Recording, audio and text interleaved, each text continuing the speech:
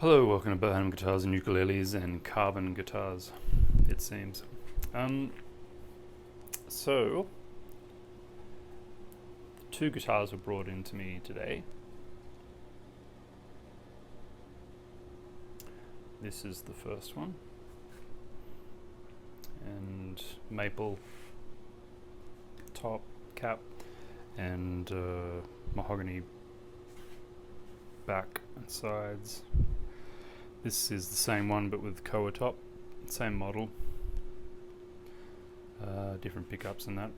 But the customer wants me to replicate this ebony scratch plate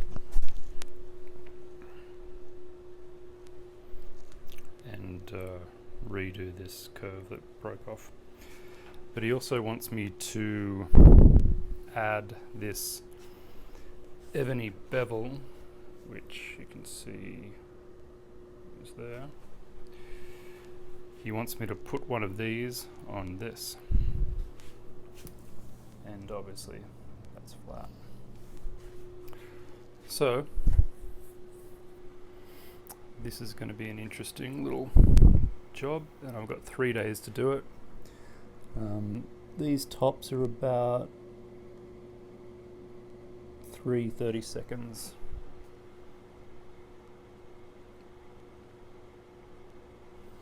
No, that wasn't a 30-second.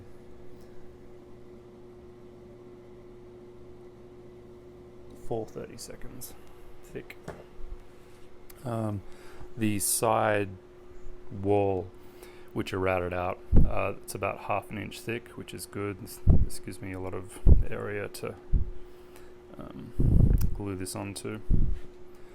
So what I did first was, he wants this bevel to be exactly the same on here, so the same area, same depth this way and this way. So what I did, I took a tracing of this body shape and then drew a line here and here, and then it's a 46mm body depth, which probably correlates to 1 3/4.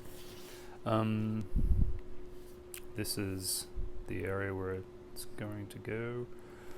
This is what this looks like when you look at it that way, roughly. And so what I will do now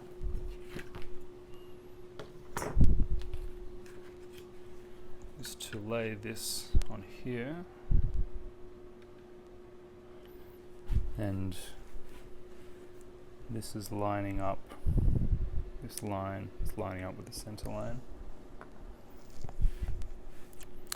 and you can see this line follows around nicely, so that's in position.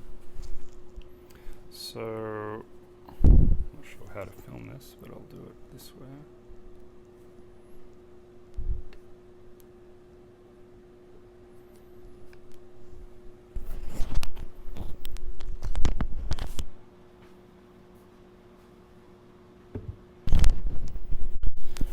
So you can't see this, but I'm looking straight down.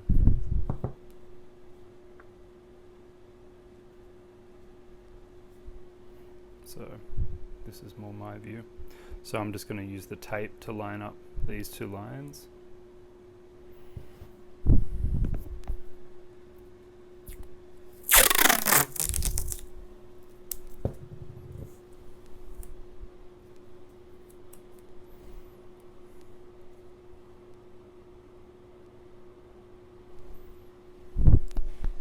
I'll have to reposition this because it's not, like, this tape is not exactly flat.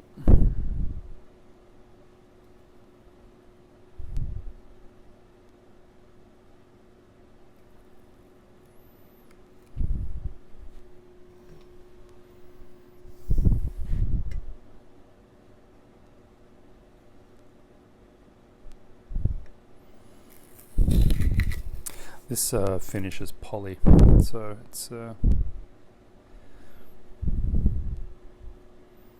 take a beating in regard to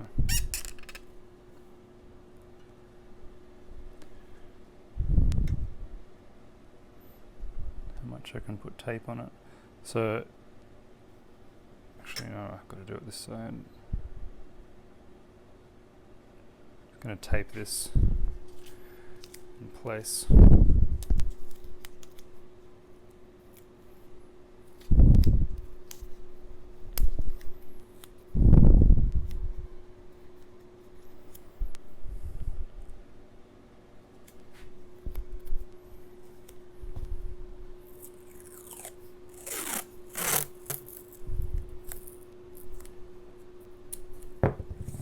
So now I've got a straight edge to put the tape up to.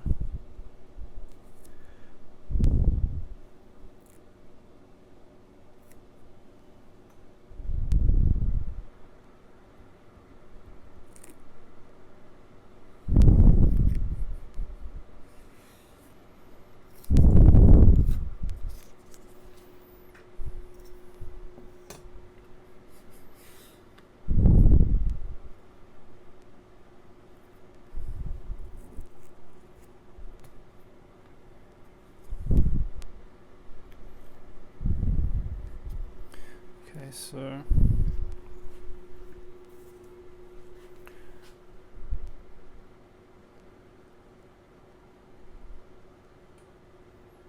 it's in the exact position that this is.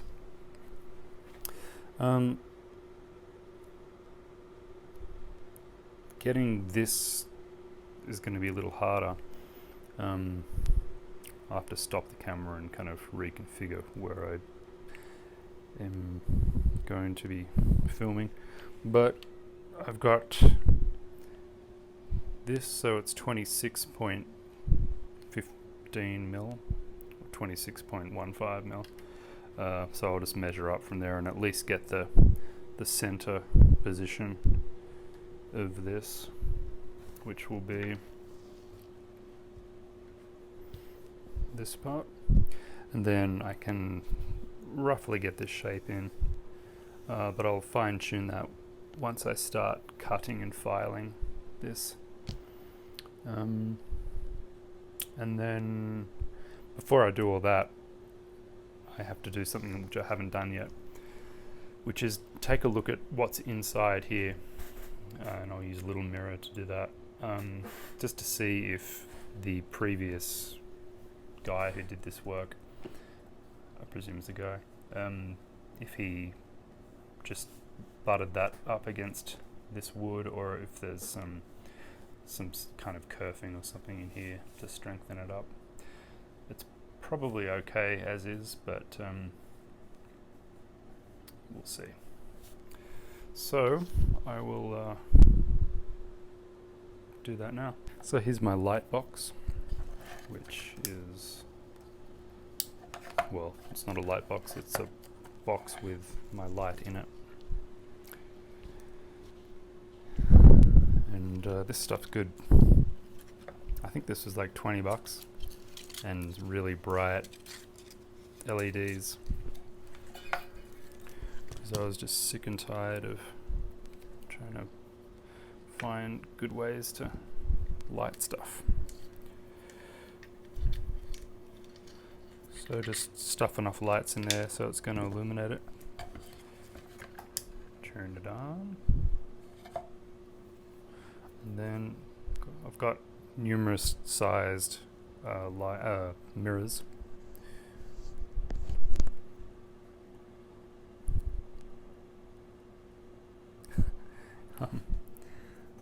So let's have a look in here.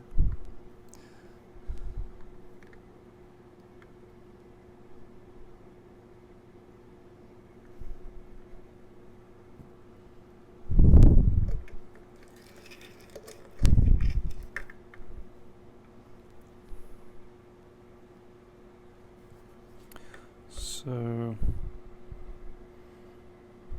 there's no kerfing. This is the one that hasn't been done, obviously. There's no kerfing, it's just glued straight onto that half inch side, which is plenty. Doesn't need any kerfing. But it's, you know, it's just interesting to see what's going on here. There is a block for the bridge to sit on, like just right there, but we're nowhere near that. So that's that guitar.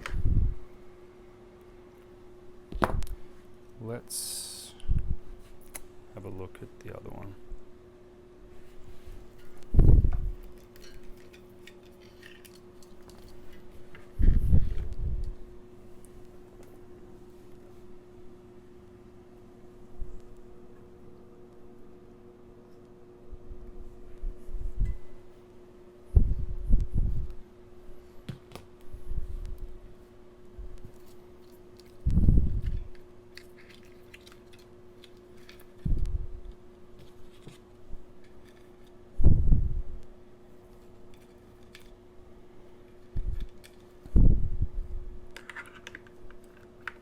Luckily I minored in proctology, so it's finally come in handy.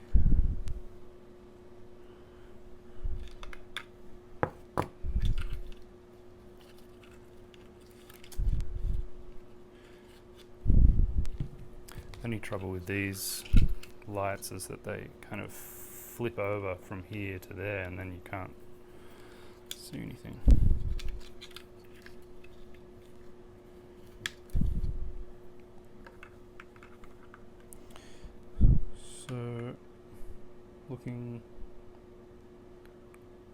So no kerfing was used.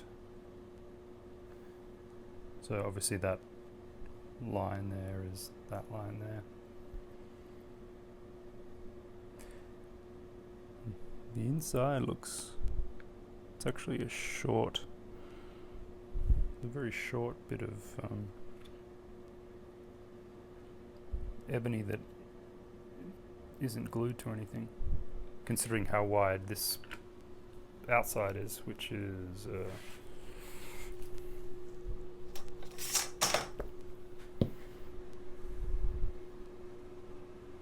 it's about 2 inches. But I think in here it appears to be 1 inch, maybe.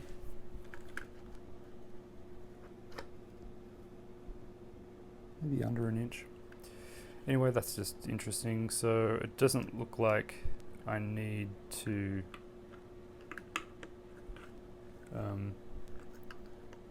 use kerfing.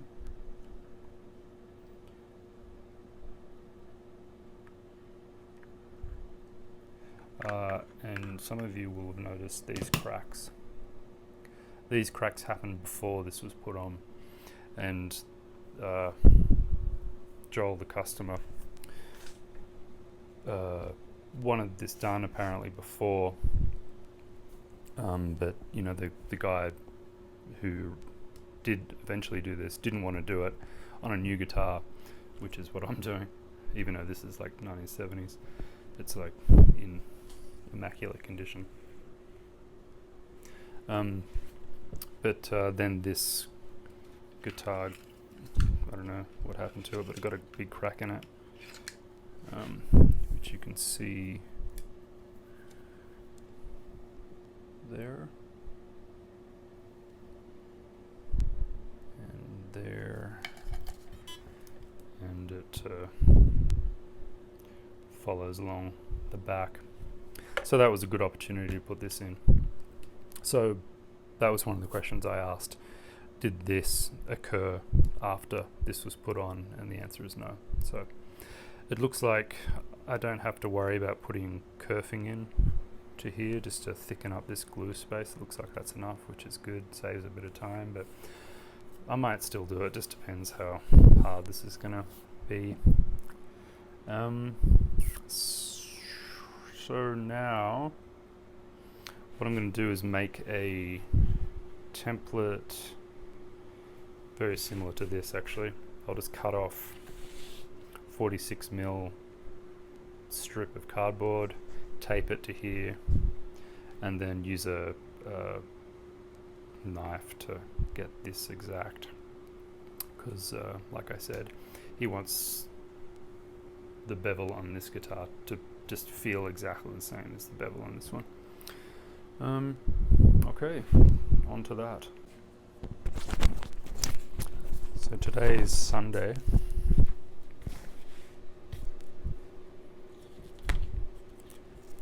Apparently God rested on Sunday. But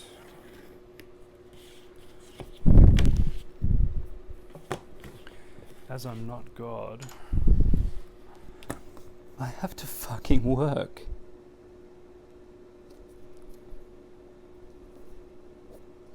$46 mil.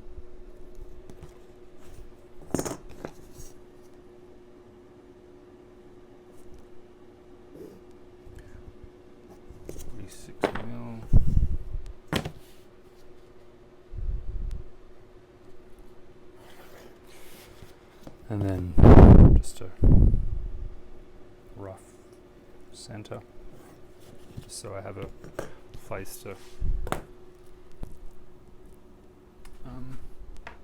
register it.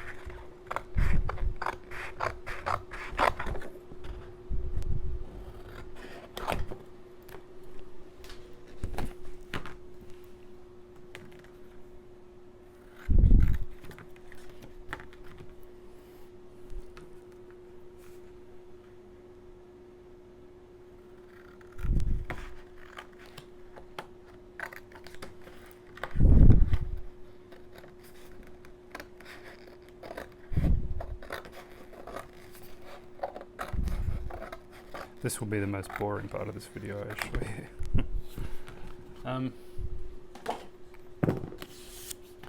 Okay.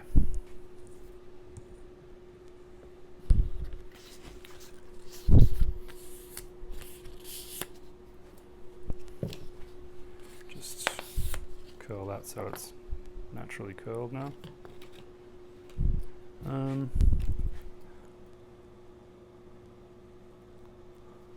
Just a small pencil line.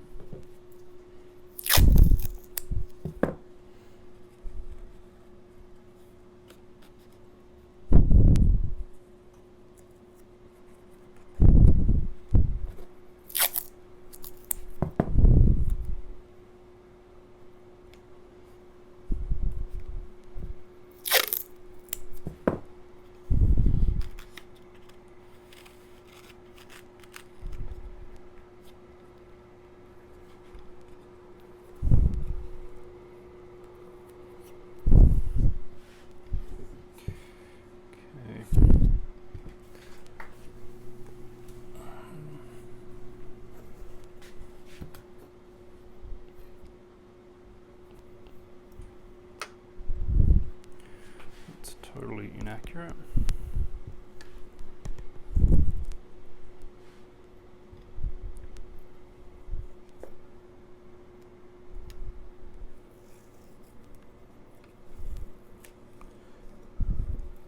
I'm not going to be able to film this very well.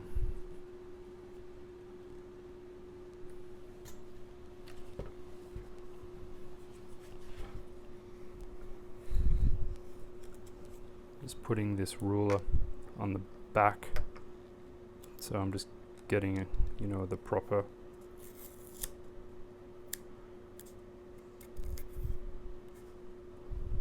depth. So this is the same as the back.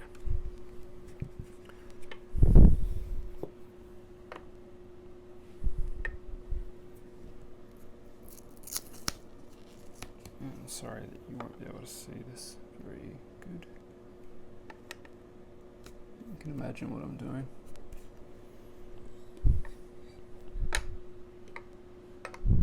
Alright, so can see here that now the paper template is the same as the back.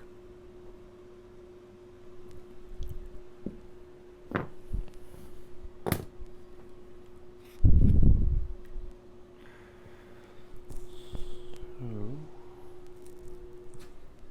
from here,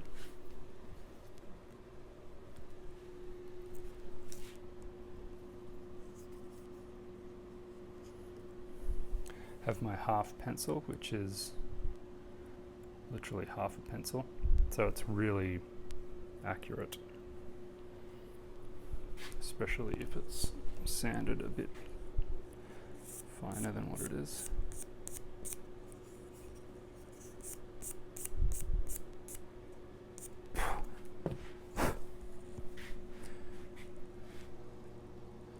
And this bevel is not flat. Actually, I can tell what the guy's done, but I'll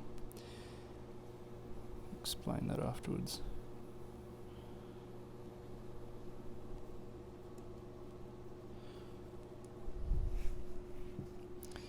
What he's done is laid a flat piece of ebony on here and then just sanded the edges round so it's kind of looks like there's a, or feels like there's a curve.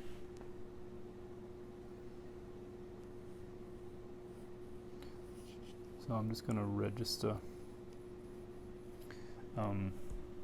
off the the middle part, which is the flat area, and then curve it down.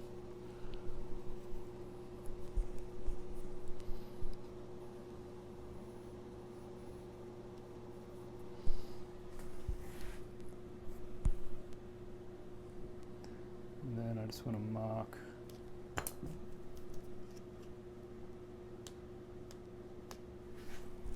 where the very edge is, also the center here. I should have used this backside because it's more of that papery texture. This is the kind of the slippery cardboardy texture, but I don't know.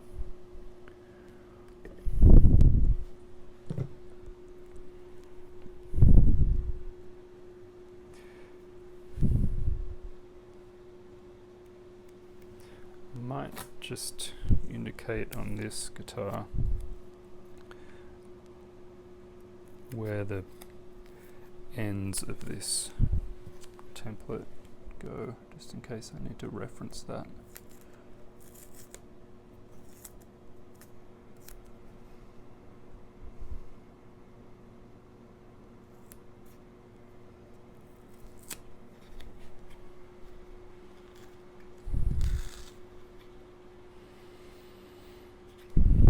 Okay, so there we have it. Curves are very interesting. You think it's so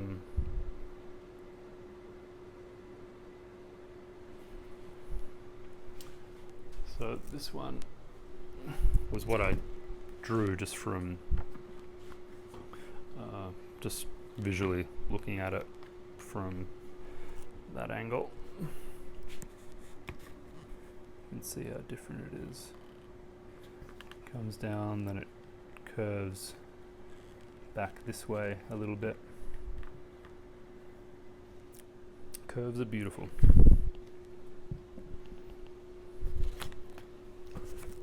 So keep this, swap guitars around.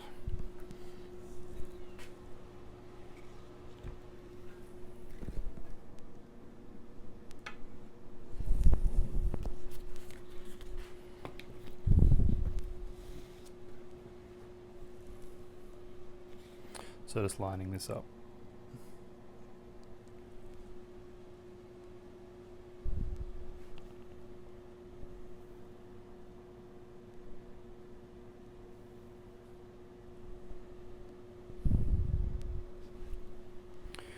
Okay.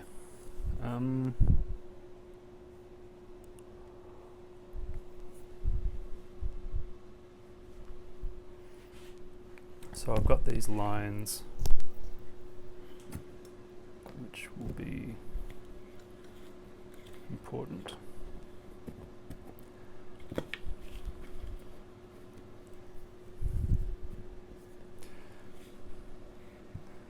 These lines here, which are the correspond to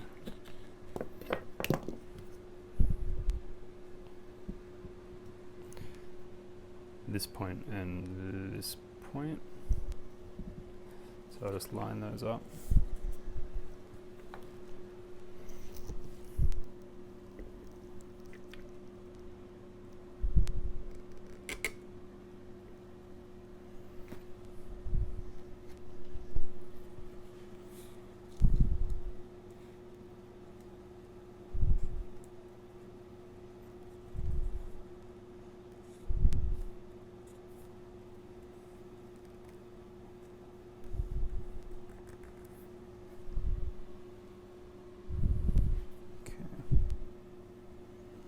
They're a little bit off, they're like 2 30-seconds off each end, but that's close enough.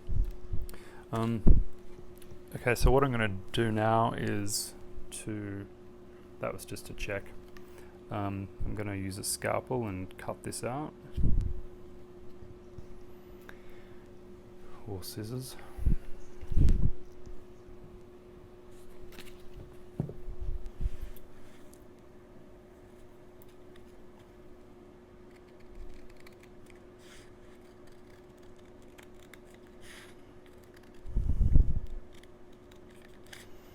I don't need this center point, but keep it anyway.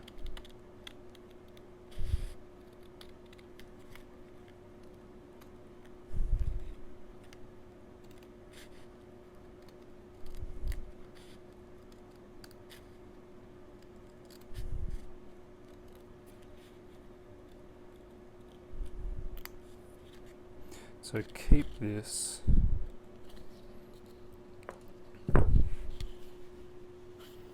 and that's nice,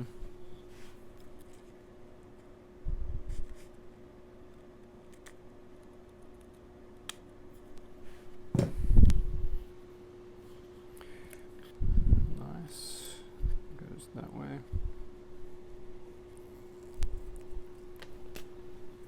All right.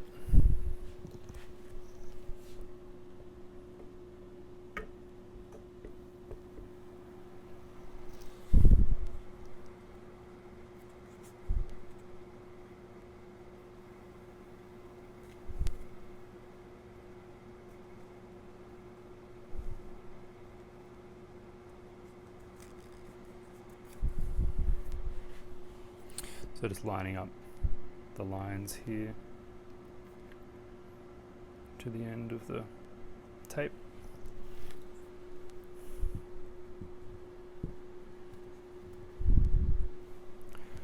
Don't need this anymore. So I just have to check the back of this, which is the hard thing to film.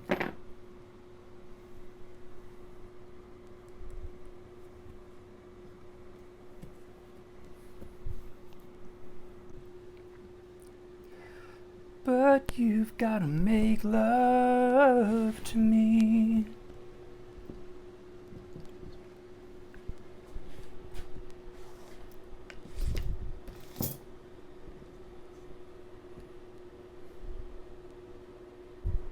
So I've just placed this template on, and then I just made sure that the back edge or the bottom edge of the template was up against the back of the guitar, which it is.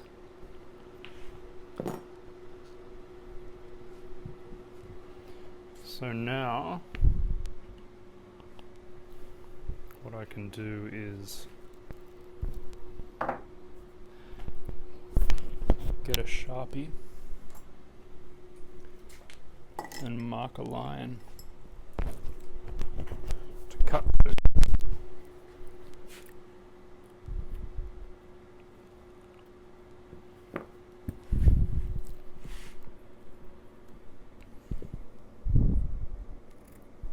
And I'm not going to, even though this guitar has binding and purfling and the other one doesn't, I'm not going to replicate that. It's one, I don't have the material, like, because I obviously would need that purfling material, plastic cream, but I don't have the time. Well, I do have the time, but the customer doesn't have the time.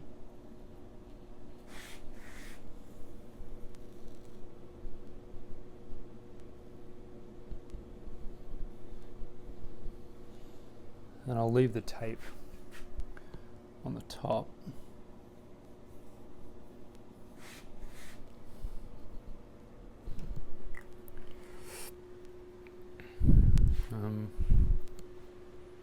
I'll leave the tape on the top, and so I've got the line drawn there.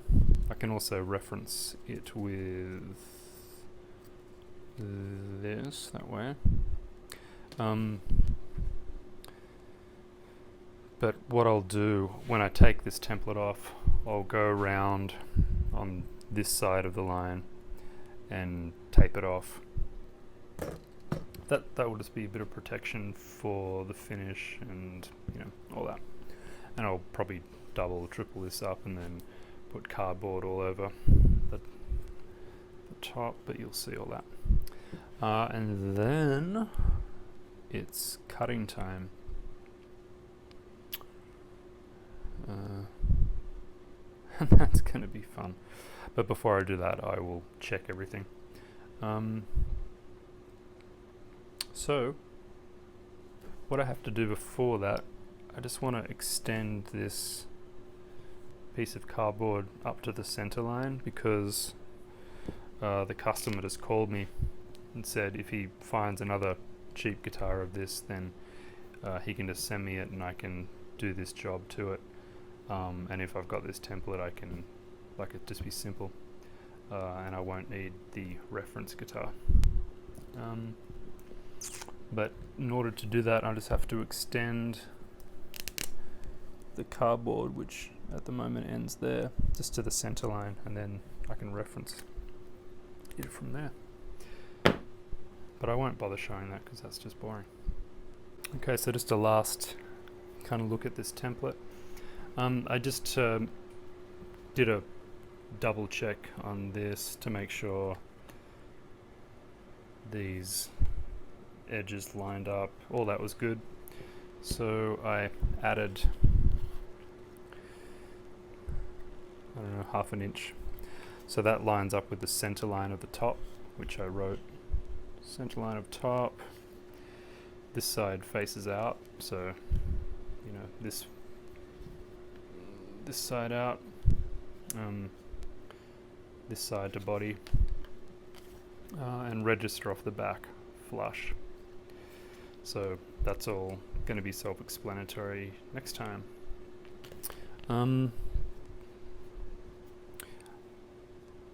Yeah, so that's the template, which I'll keep. All right, also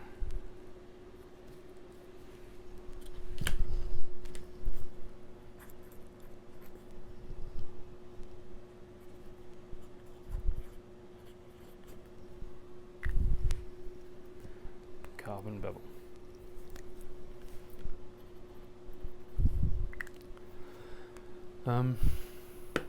I forget what model name these guitars are, but it doesn't matter. I'll also tape this to the back.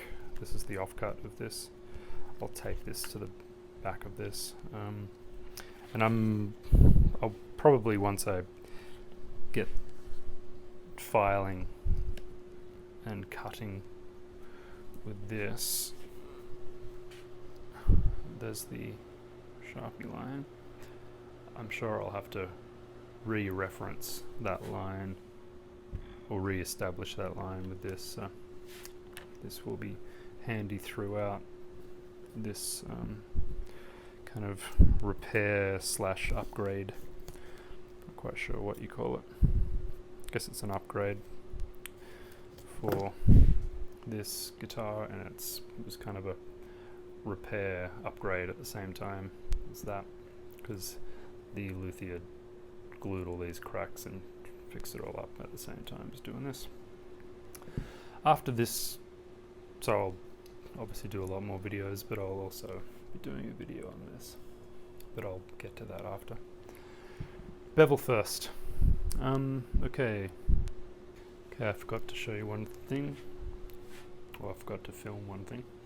I just taped this along that Sharpie line. It's just easy to see, it's just a no-brainer. So that's very, very clearly defined. It looks huge to me, but it doesn't look huge on the original.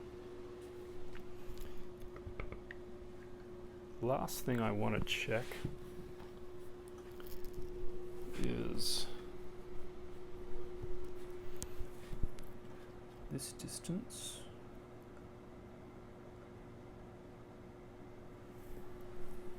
To this distance.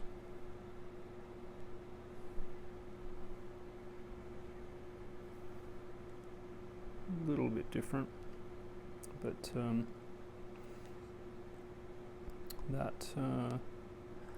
that's going to be fine. I'm just going to cut out the bulk of this and then very slowly lead up to that line. So that's the last thing I need to check before I start cutting.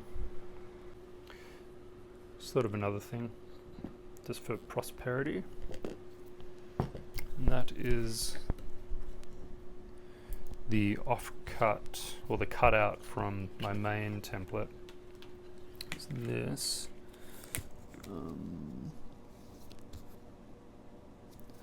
Which I will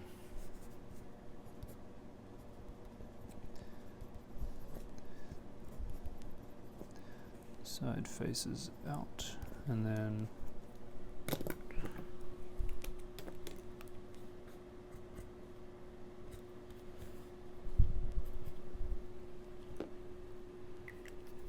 it's a really good way to reference if you don't know that.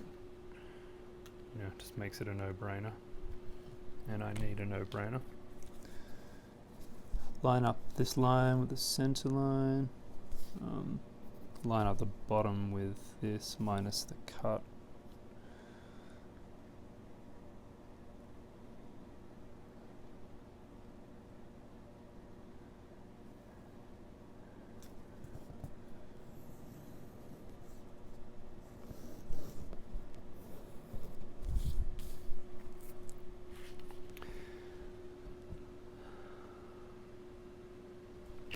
This is a little bit inaccurate. Let's see here.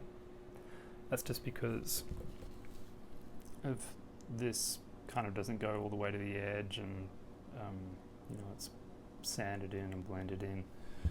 I forgot to mention, or to show you what I was talking about before, which is how this person beveled this. It'll be easier with something white behind it. So you can see this would have started out flat, and then they've just put a nice curve on it, and especially it's actually fairly even, but there is a bit of a quicker radius just on the edges just to soften it out, which is exactly how I would have done it. So, you know, it's nice. It's nicely done. And so that curve is the same. What I can do, I probably don't need to. I bet the guy started out with about a 1/8 of an inch thick piece of ebony, glued it on flat, and then used a flat block just to sand that out, because it's flat this way, so it's not kind of curving around like this. That's the easiest, quickest way to do it, which is good, because this is a quick repair upgrade. The other way to do it is what I do on my expensive instruments, which is, not only is it a little bit curved here, but I mean there's not a flat surface on this. That's following that all around, but that doesn't do that. So this is a much quicker way to do it than this, for sure. And also this has purfling on it. This isn't, or that isn't going to. Yeah, I won't bother talking about how to add purfling. It's just, you can figure that out. If you can do this, you can add purfling to it. I think that's it. I keep saying that's it, and then I keep thinking of something else. So I'm going to keep this template and the main template. Really, I just need this one, but I'll keep that on file. Okay, now to cutting and sanding and filing. Okay, the first thing I have to do before I cut is to score this finish, because otherwise it's going to crack.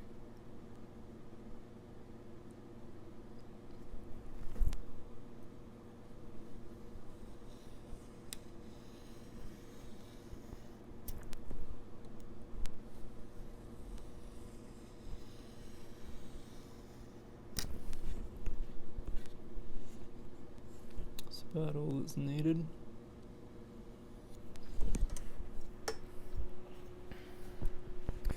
And then this is going to be a little harder.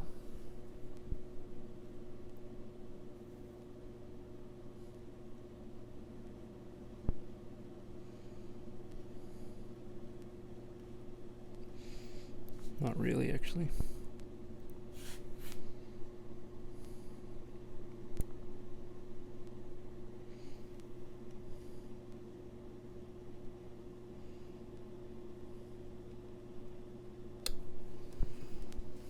Staying a little bit on the inside of this line.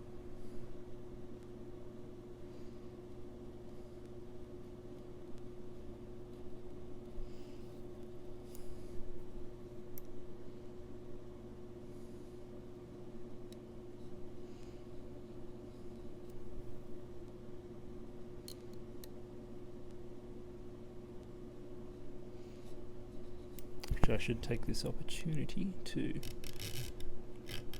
find out how thick this finish is. Not that thick. Not as thick as I thought.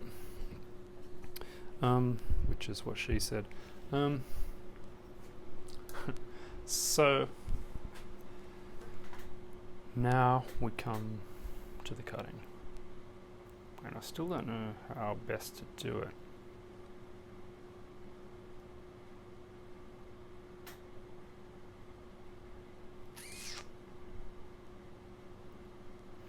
I think what I'm going to do is this. Let me show you.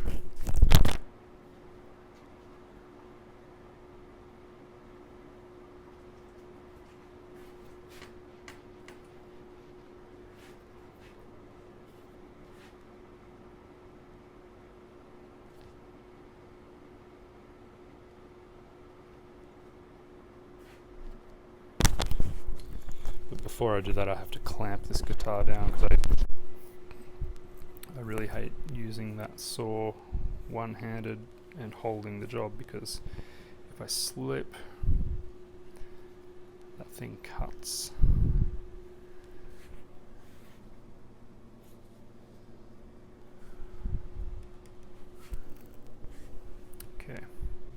Okay, all clamped up.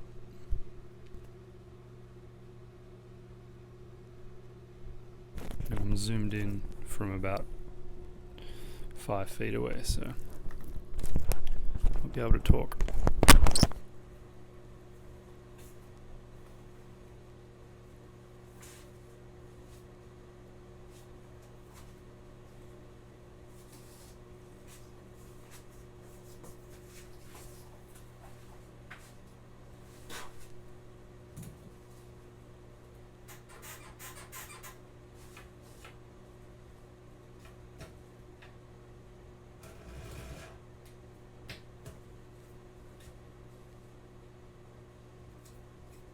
I'm going to stay away from the edges.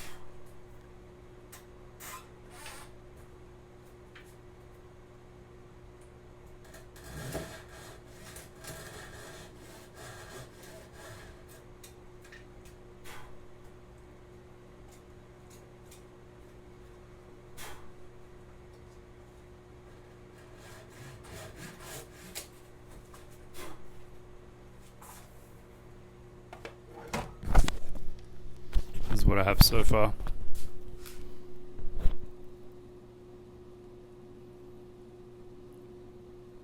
The top is about 1/8 of an inch thick, and the finish, you can see how thick that is. I'll measure it later. Which is also what she said.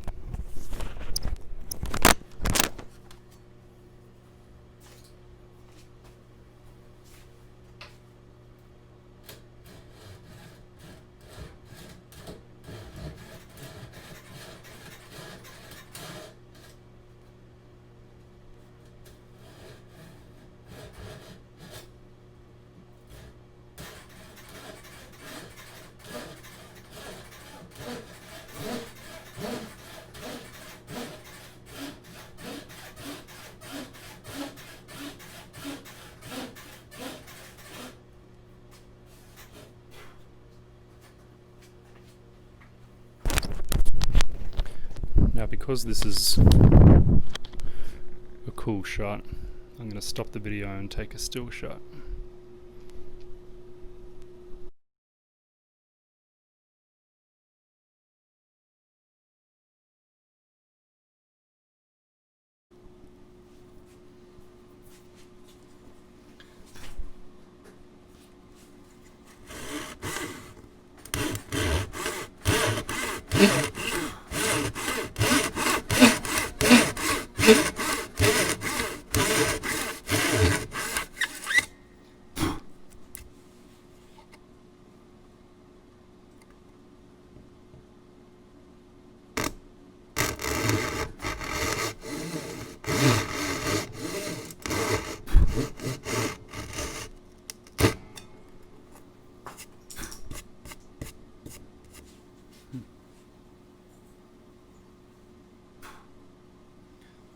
nice door wedge.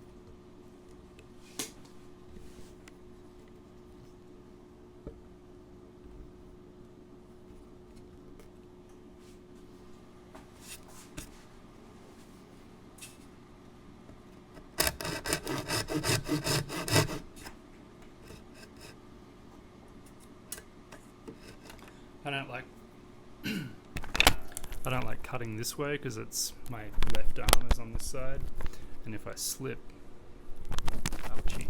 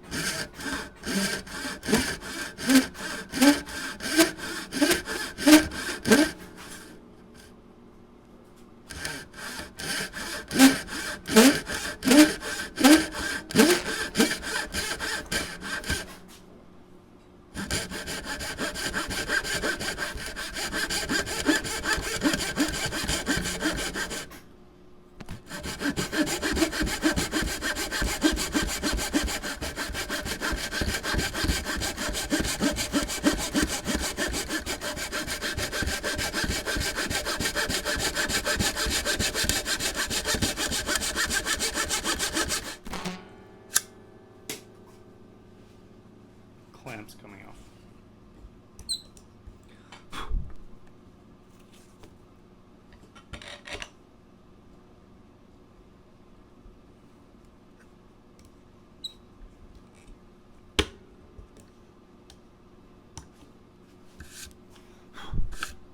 I'm not worried that this is far away.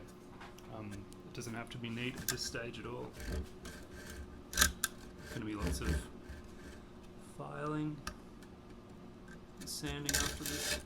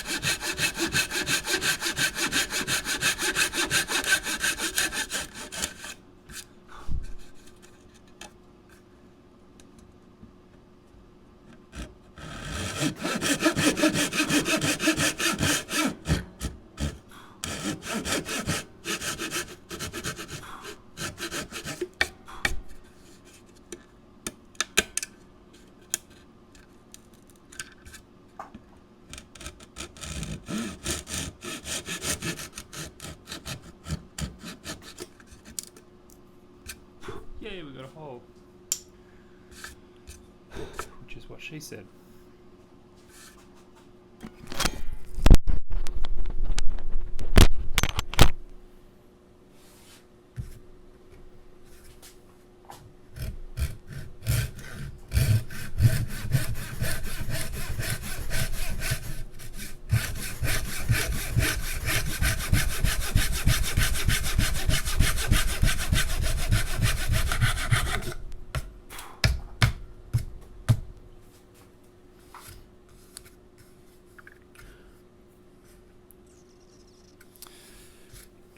So obviously there's better ways to do this, quicker ways, but I'm okay with doing this way this time. If I was making it,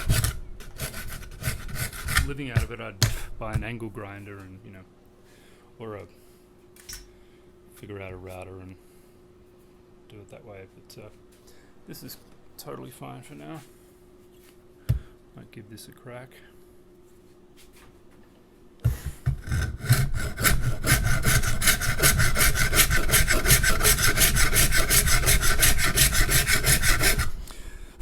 The only thing I have to think about is just chipping on either edge, but I'm nowhere near there in this area, so I'm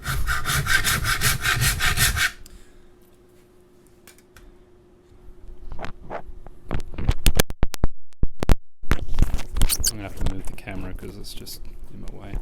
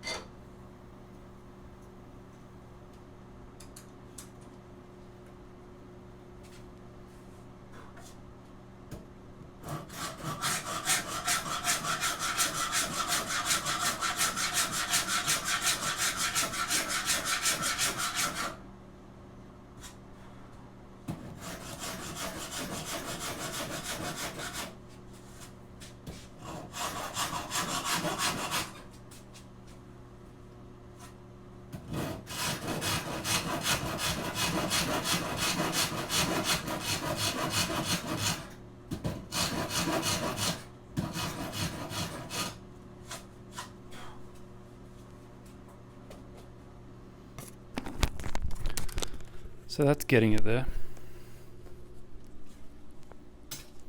I'll try and get a better shot for you.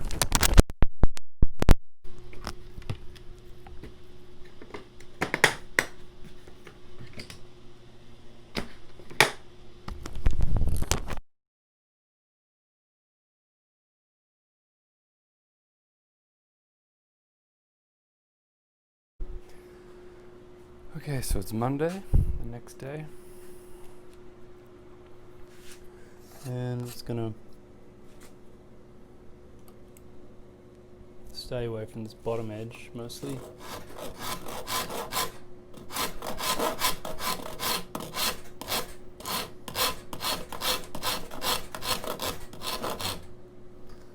I'm on the coarse side of this. You might be able to see this. That's coarse, and then that is fine. This is more hacksawy. This is more sorry.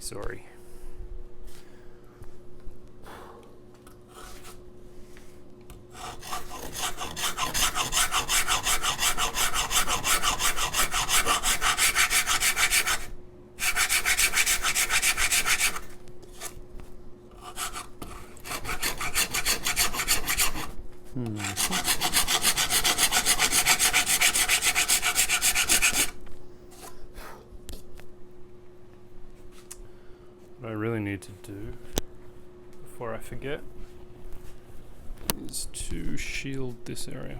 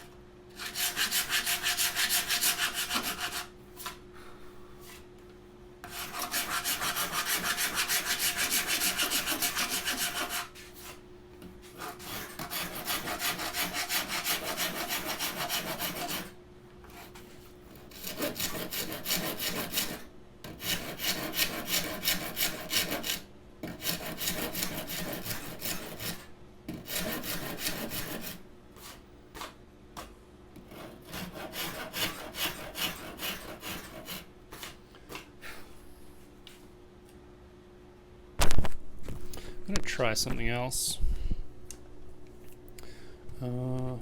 That's working really good. It's you know, clean and methodical, and that even that coarse rasp, or whatever you call that thing, leaves a pretty fine texture.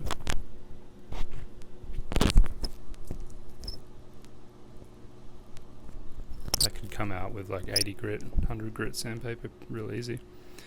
But what I'm going to try, just for the hell of it, is my new rolling pin sander by Luthier.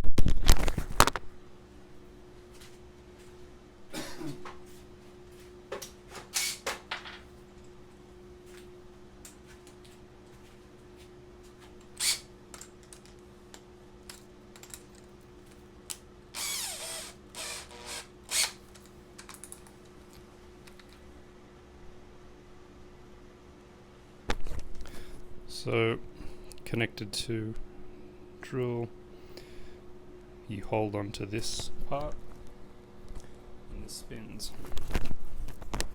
This is the first time I've ever used it, as you can see by the sandpaper, which is clean. This is 80 grit.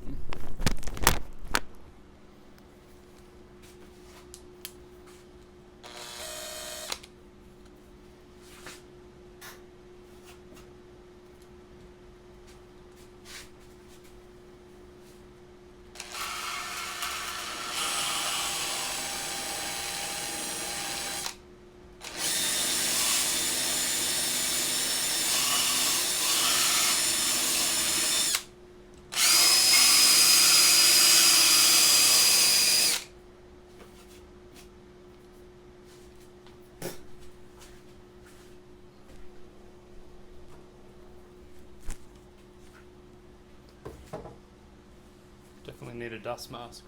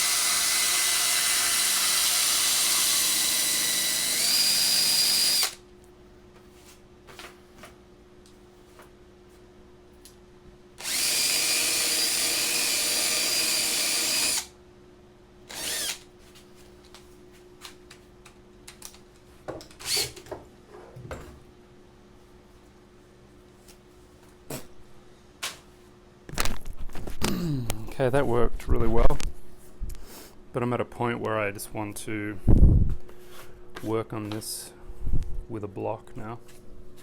So, pretty close to the top, and while it looks kind of like a large distance here, that's really easy to close. Just with a bit of sanding, and I'm within a 30-second of the bottom.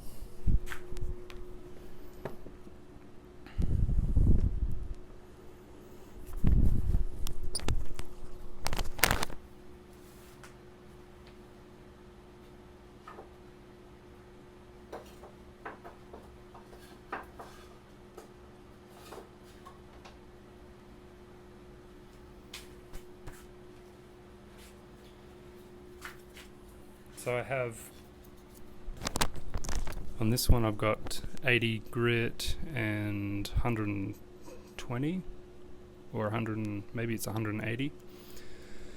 And then on this one I've got 80 again, but 220. So we'll just start.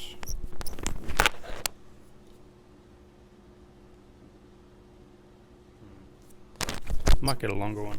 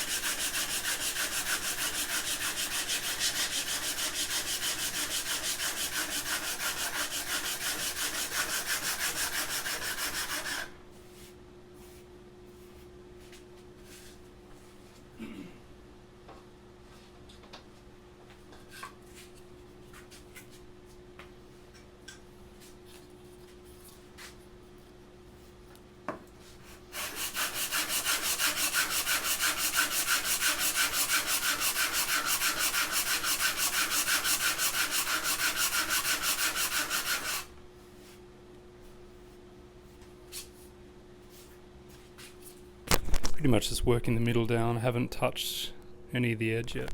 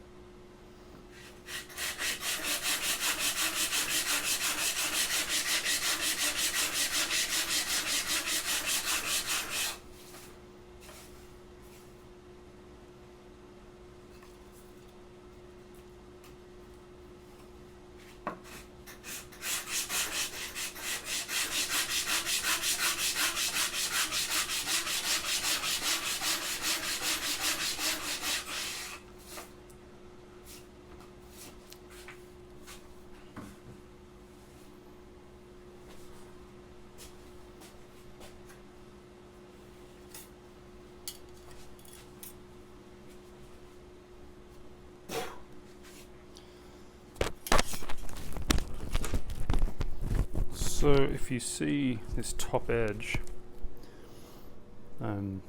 very close to this line, but not in the middle, so I'm going to scrape this area.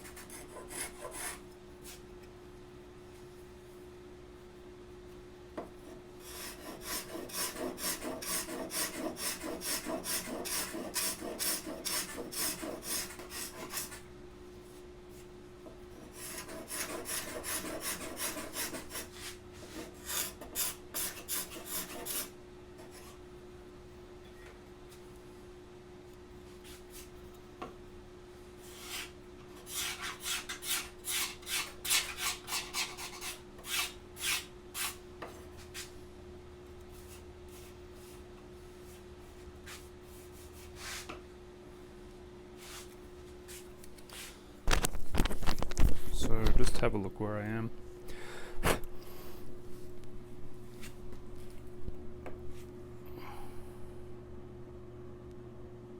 So I'll just work this middle area down, but remember this middle area is wafer thin, so this area isn't, but this will be very easy to sand down.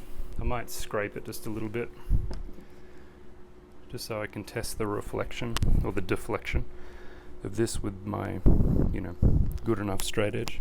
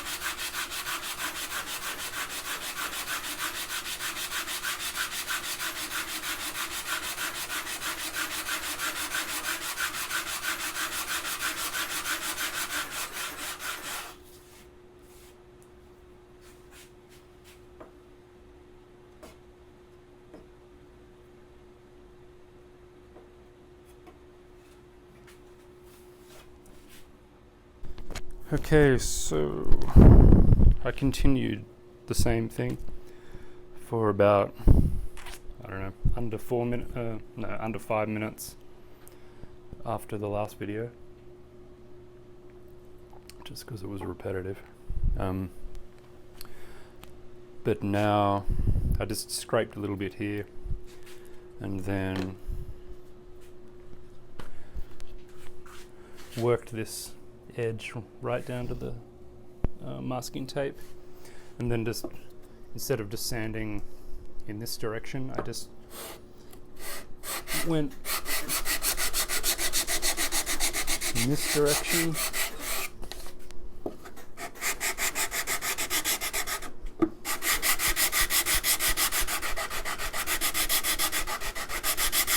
just making sure my sandpaper, which is big enough for this, hit everything. So now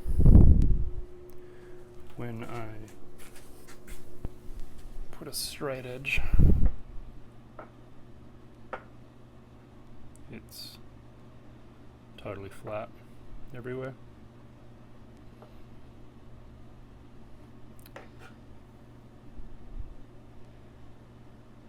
way and that way. So another way you could kind of test that at the moment in this state would be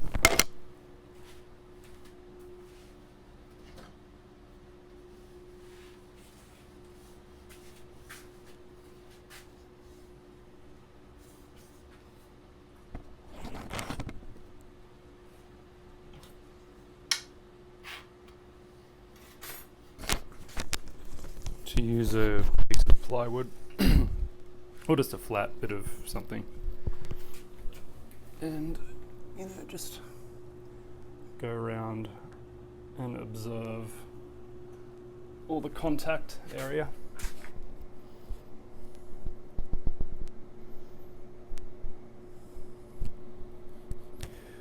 And it all looks good. So what I'm going to do now, I've got this African ebony ukulele fingerboard from LMI, and that's just going to be wide enough to use. It's about 1/4 of an inch, so I'm going to chop this in half for this area, and then I'll sand it flat, and then I'll probably cut the entire thing. Yeah, I'll cut this in half for all the whatever it is, 12 inches, and sand it, and then this will also be the scratch plate for this guitar.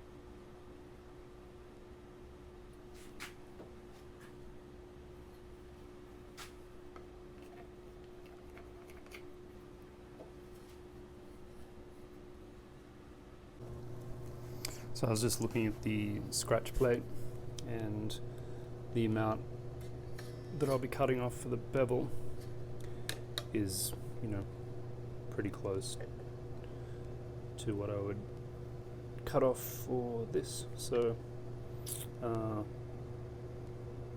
this is good. So what I might do is just cut this in half and save this for full width, because I can get a couple of different things out of this. I'm not sure what yet, but heel caps, or I can get at least 2 uke bridges out of that. Okay, so I actually cut this section in half and then chopped this off, because that was just a good thing to hold on to and guide. So bevel and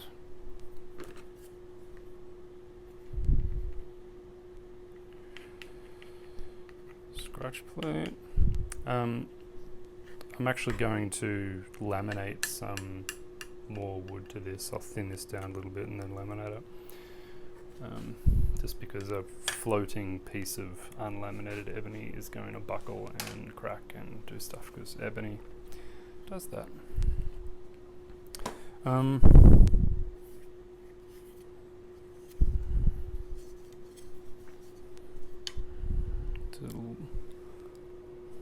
tiny bit warped from the heat, but that's okay.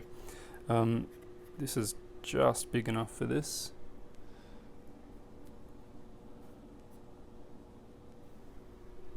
So what I'm going to do is just scribe around. I'll take the clamps off and scribe around here just to cut, you know, the main excess off.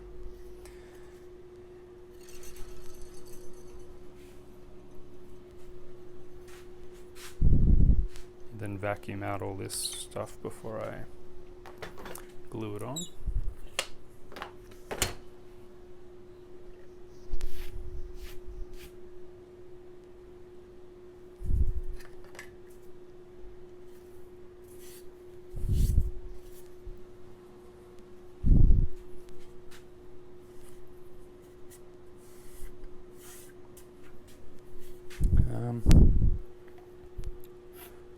Do a arrow towards the butt end.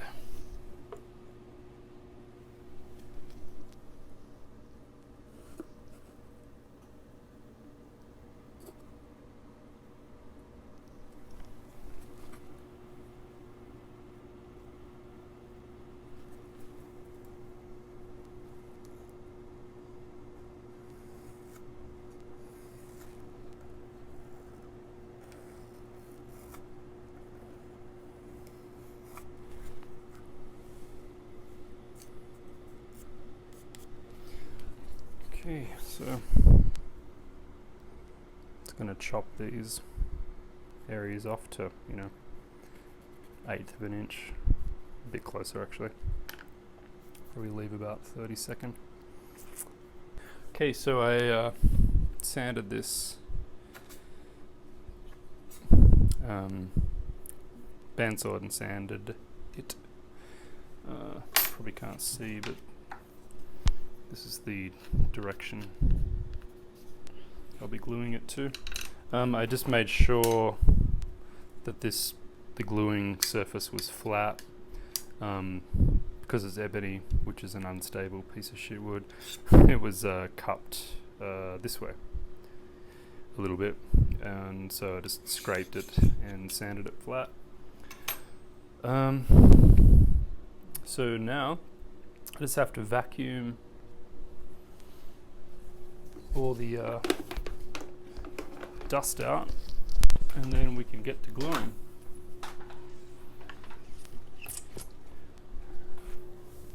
And then I can talk about glues.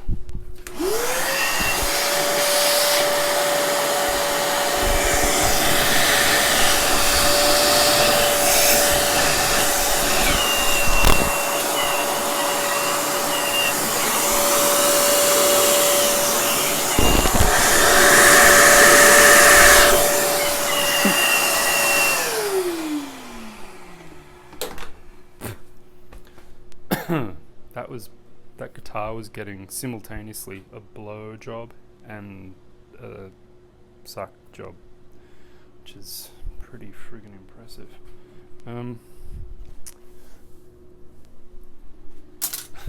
Okay, to gluing.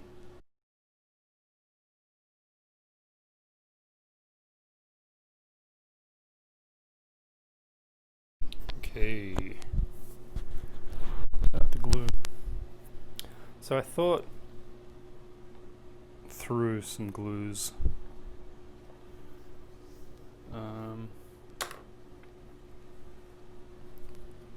The three main, what I would call three main glues: hot hide glue, tight bond, and epoxy. And they all would work, but the open time of hide glue is a little bit short, so that kind of ruled that out for me, although it would have been a great glue. And because it's so time is precious with, you know, putting it on, I usually put it on really haphazardly, not haphazardly, just thick. Like I just use a fat brush and I just blob it on just so I can get whatever the component is on quickly, because once hide glue gels, then it's lost its gluing capacity. I was going to use, then I thought of epoxy. Epoxy's great for some things, and if this was like a Koa top, I'd probably use that. And I probably would dye it black as well, but I don't want to use that on this, especially. First of all, I ruled out dyeing it black because the dye, or the pigment in the epoxy would get into this maple, and then if it sort of bleeds in a bit, it would just look crap. And I usually thicken up my epoxy to make it black with some ebony dust and lamp black. I think it's called lamp black from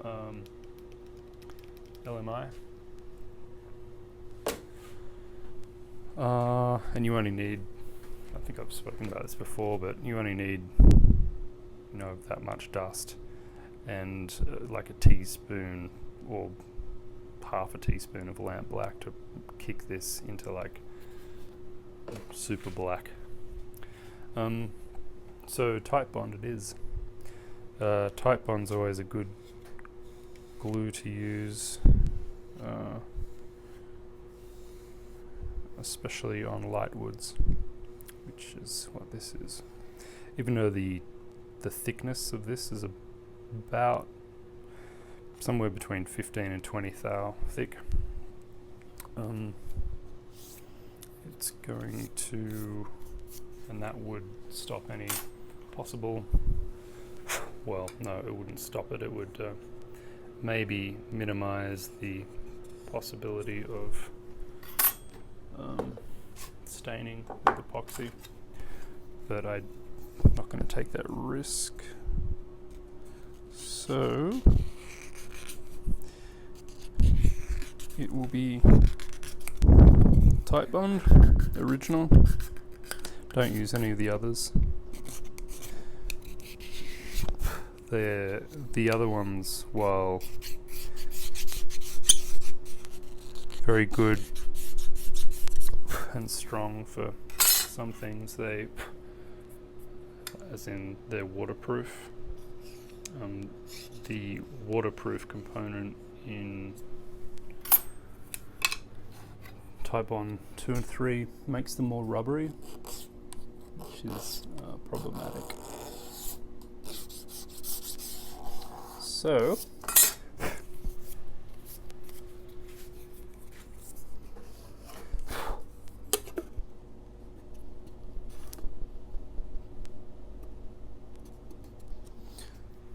I don't think there's any way to clamp this other than tape. And I'm going to leave this tape on here and here.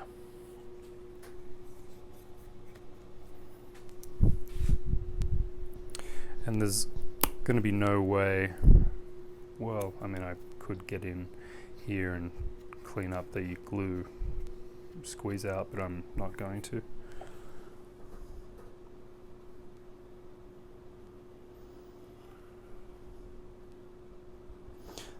The open time of Type Bond is about 5 minutes, but it also has actually the open time is longer than that, but the tack time is about a couple of minutes, but it really does tack up kind of quicker than that, it seems. In case you don't know this glue.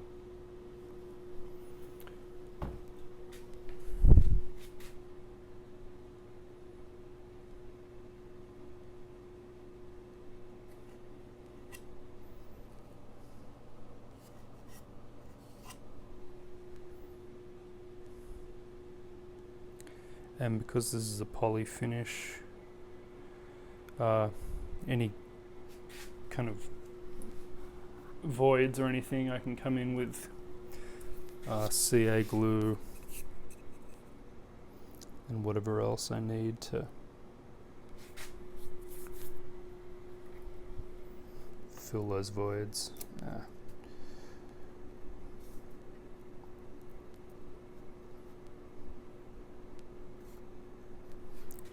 Now I've just rubbed that, but I want to check. Okay, that's good.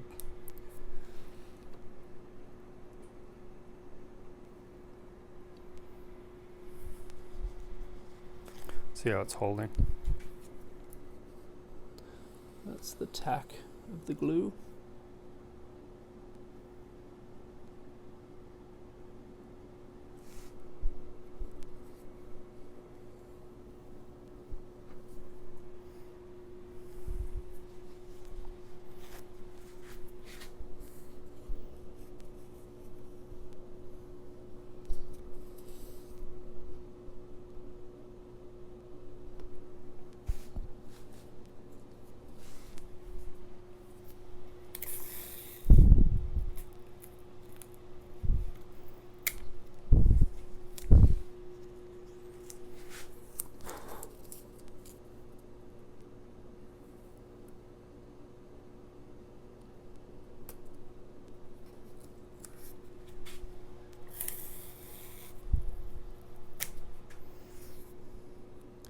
Using the brown binding glue from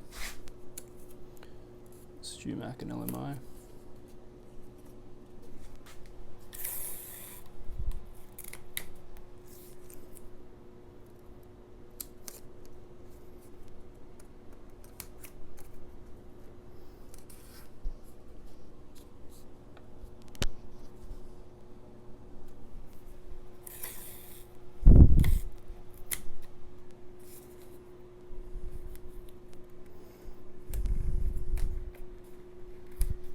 So this is mostly just to set up the positioning.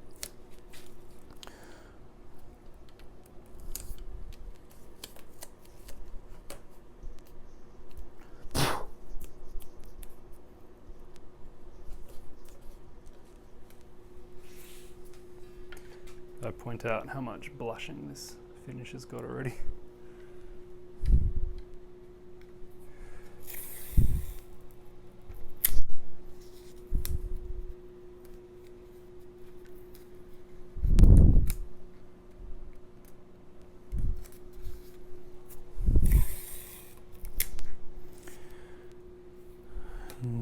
Once I get all this on,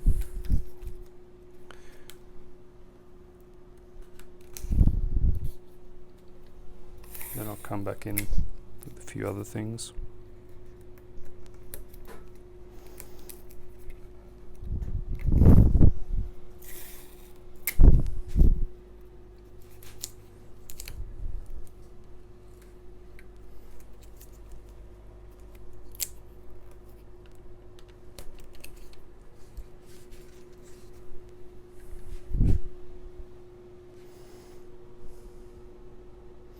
I'm just checking around the edge.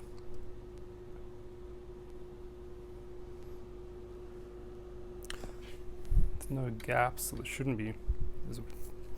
But, you know, shouldn't be is a funny word in Luthiery. A lot of things shouldn't happen, but they always do.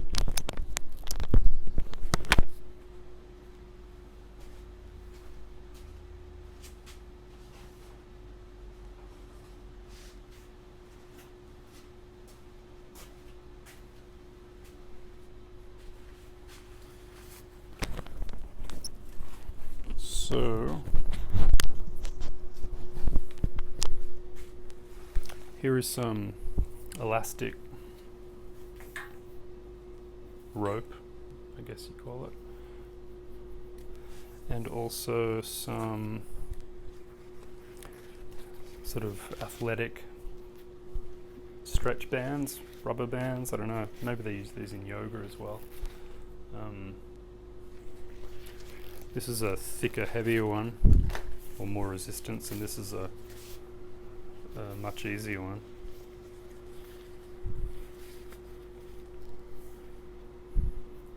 Reebok medium, and heavy. I think that's a different brand, I'm guessing. No idea where I got these, but yeah. So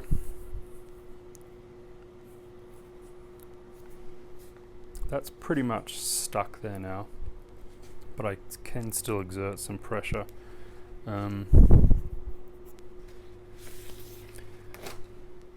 What I do want to do is just put a stick here to so I can lever some more pressure on there.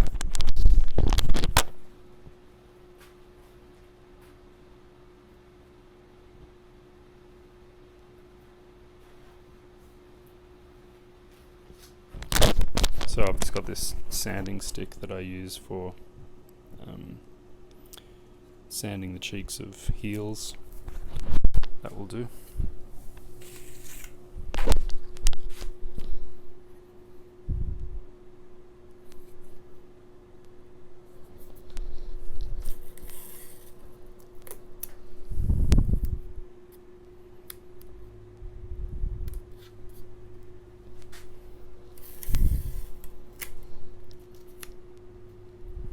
I'm just lightly placing this.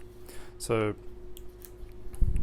and it's just a little bit past the line.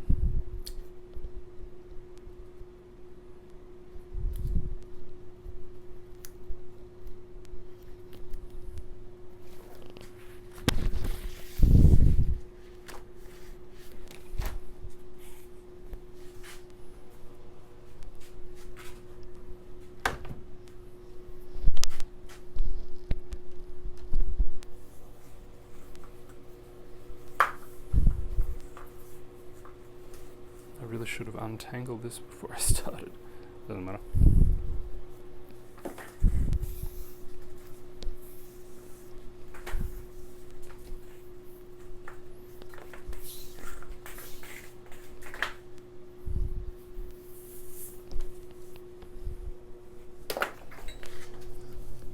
Okay, so I just make a lasso on one end that will just keep everything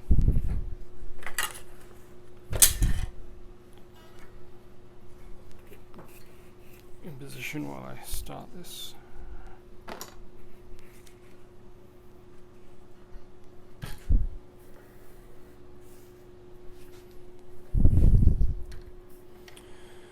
So I want to come round this way because that'll put more pressure on this end.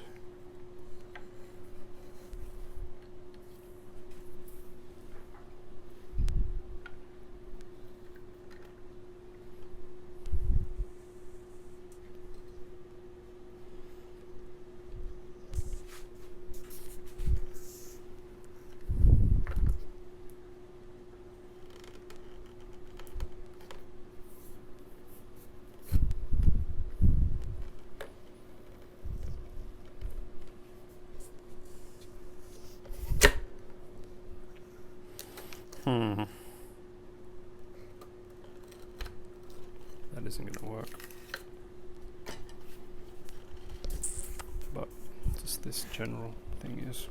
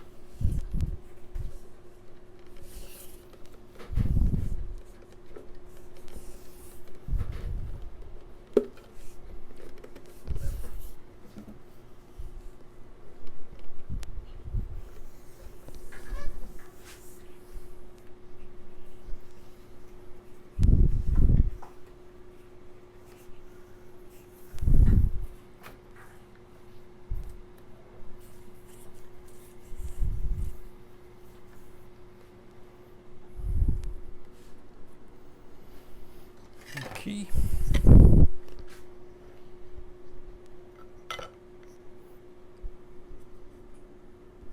So very light pressure on the corners.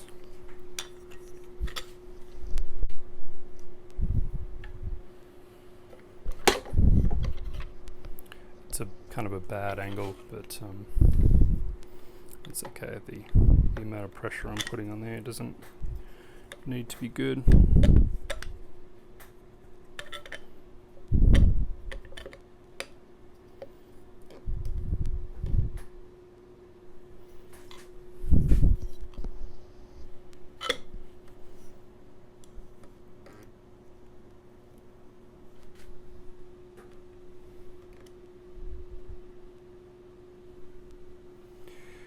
Okay.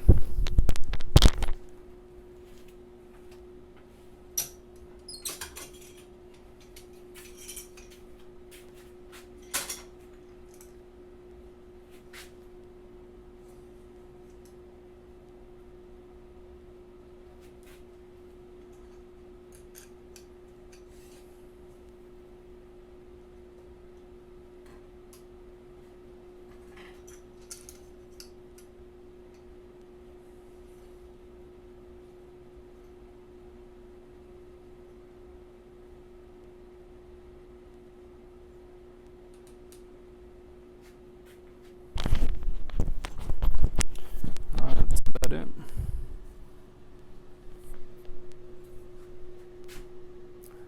These clamps aren't doing a lot, nor is this. It's not too tight, but it's just, you know, some type of clamping mechanism. It's hard to see what's going on, but we will know in about an hour when I take all this off.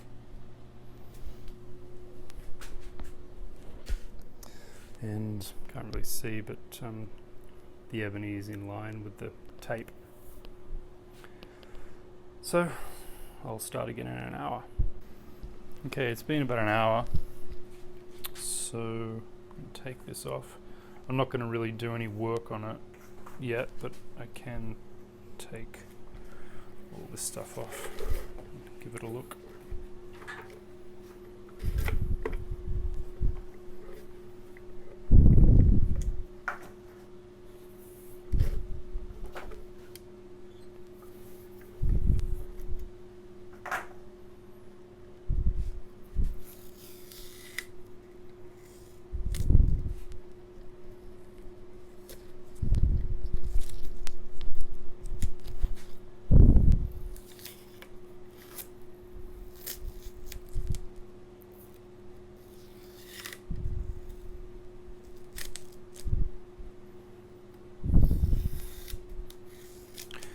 Remember if I mentioned this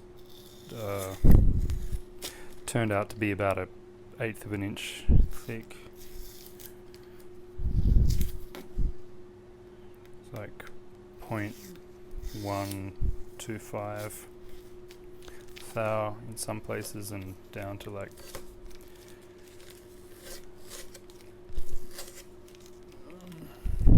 about 15 thou under that, which is, you know, just nothing.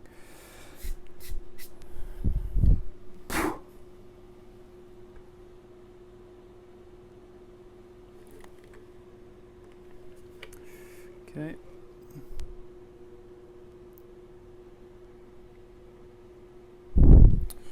So that's all good. This is a little bit proud this way. This is just right.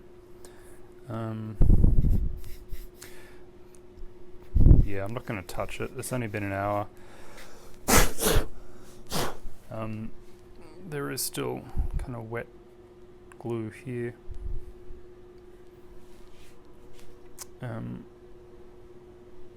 So it's you know, set, but it's not hard enough to kind of manipulate yet. It might budge a little bit, so looks good the way it is. That's how it's going to look. minus the green. So on to what I'll do now is get out the other guitar and do a scratch plate, but I think I'll do a different video for that. Okay, so it's about 4 hours later, and I'm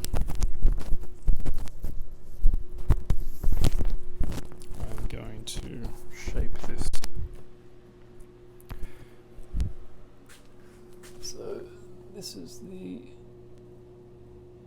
how it's looking at the moment,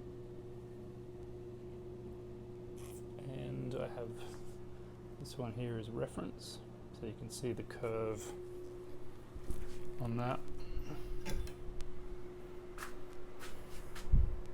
you remember.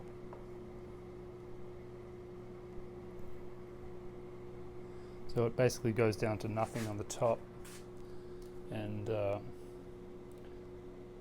there's sort of less of a fairing to nothing on the bottom.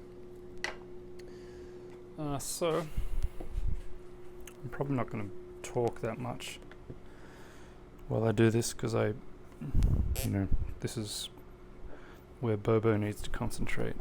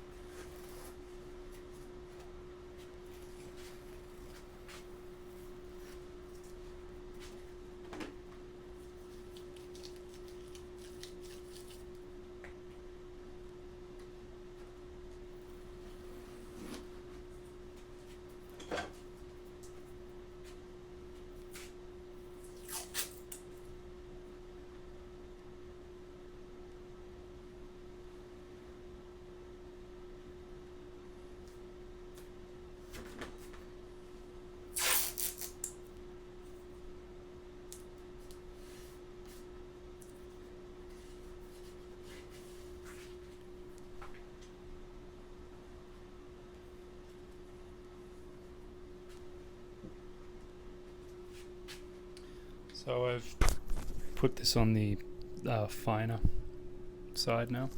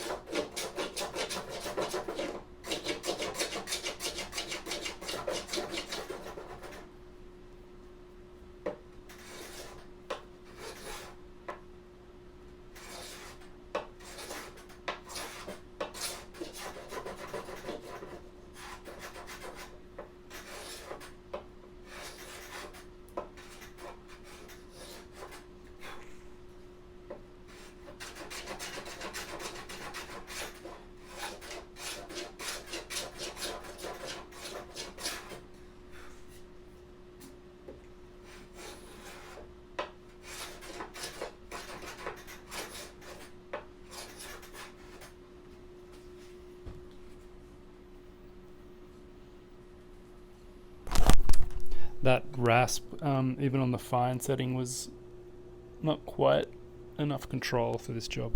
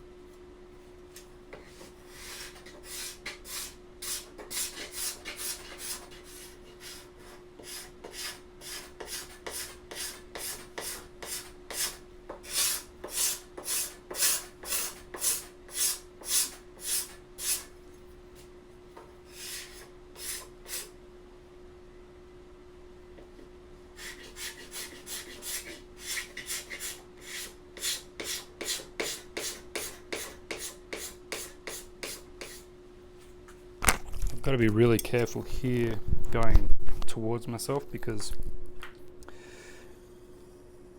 if I fall off here, I'm going to hit the area which must remain nice.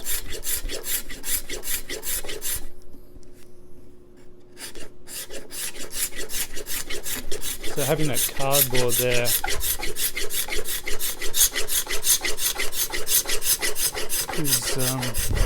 means I can't go deeper than the cardboard, which I will get to soon.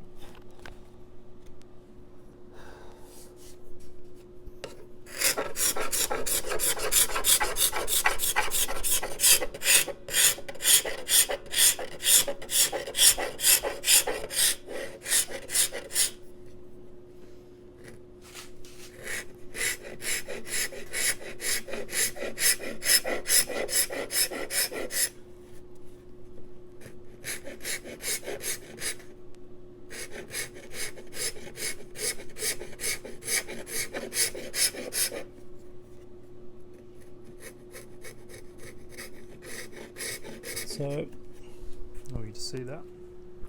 I was just about to say, as soon as I start hitting the tape, then I'm going to stop, and I just did. So that means there's just a,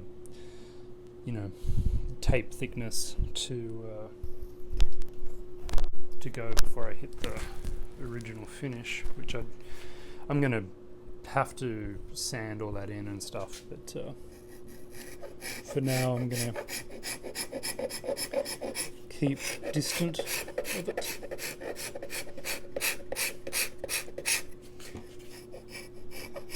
I suppose I could use a flush cut bit router or router bit on this.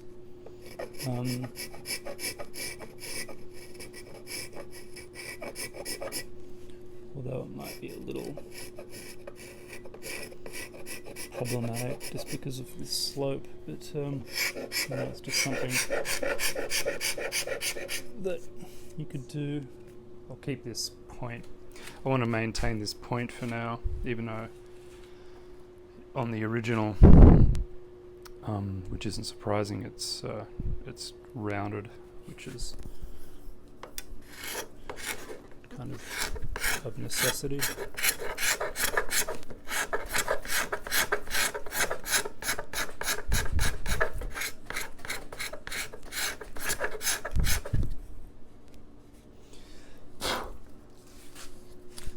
So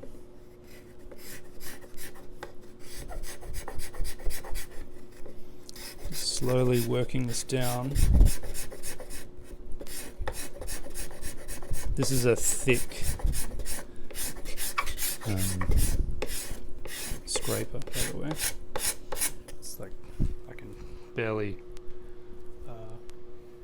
bend it,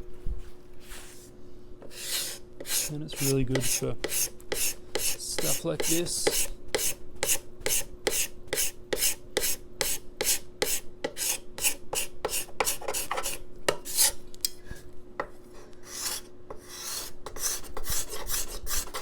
And if I attack the whole face, I can get it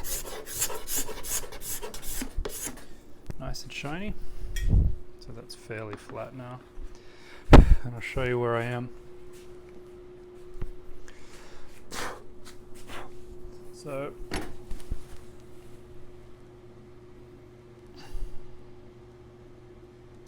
and I'm not aiming for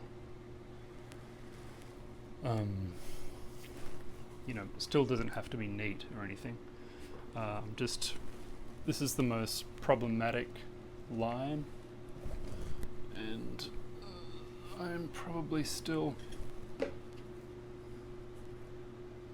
so this edge here is on the top plus, or the top surface plus the cardboard, and it's still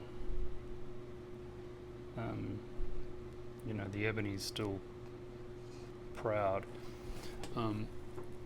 but we can kind of leave it there for now. I'm going to work a little bit more just on this area here, just fairing that in to the middle, and then a little bit more on here, and I'll just reference the original.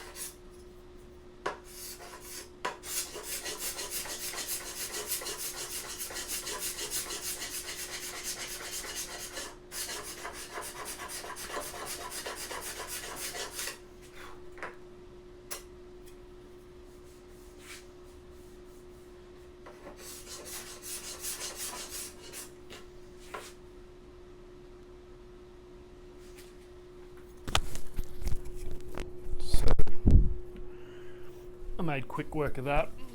It's got more of what you would consider a nice curve. The original one is more like this. The curve is really more up here, and then there's just a small curve here. But this is all going to get out of whack or flat once I'm going to have to probably have to take this cardboard off and scrape it down, but we'll see.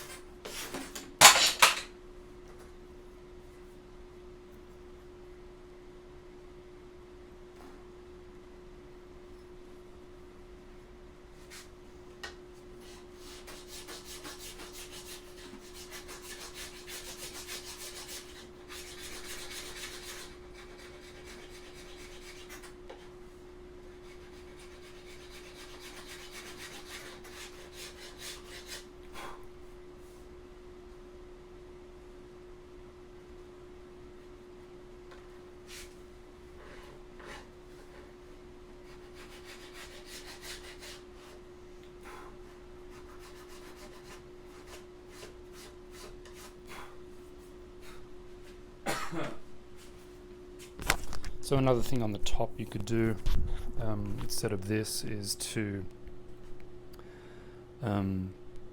take everything off here, and then including this, and then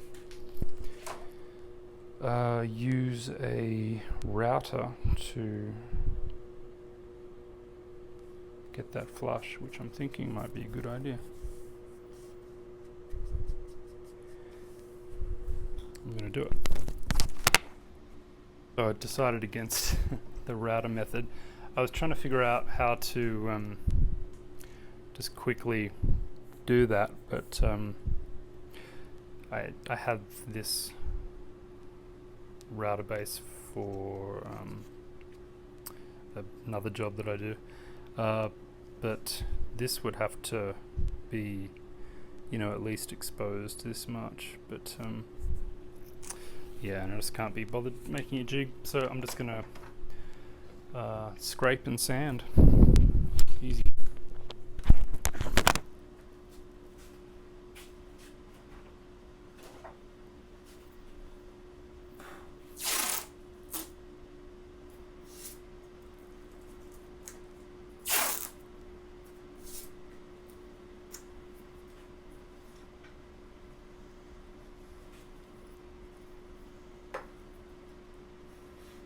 Got my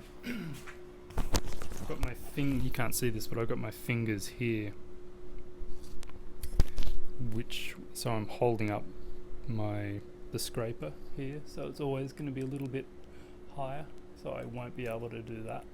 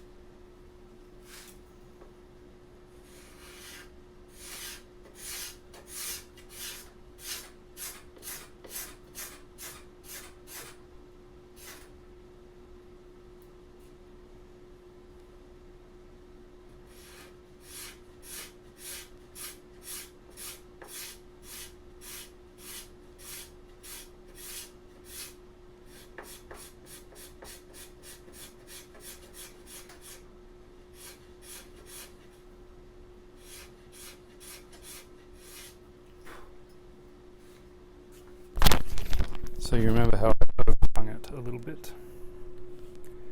You'll be able to see this now.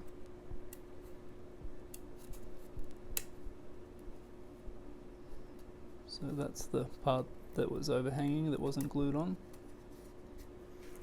So I'm just going to work it down to that, and then onward.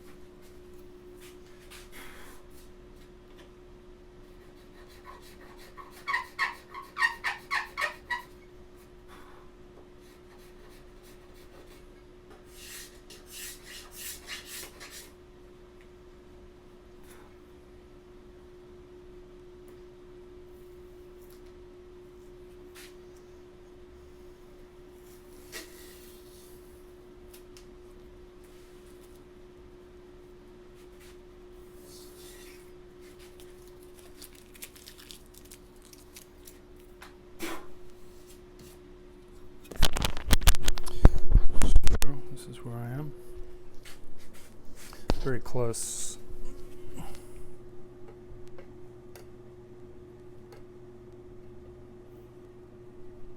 And it flattened here, well, it flattened here, so I'll have to redo this curve.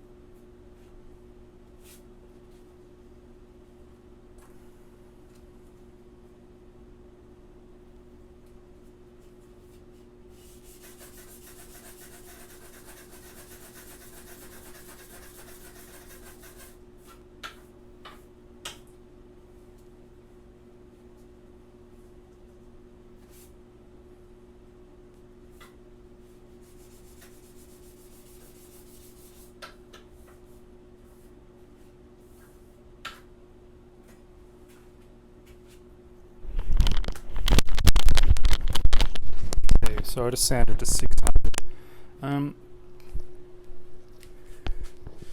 looking pretty good. I've got to clean up these little bits. I'm tempted to cut in a purfling so it looks perfect, because, you know, that's me. But what I'm going to do is go in with a scalpel and just try and pick these out, see what happens.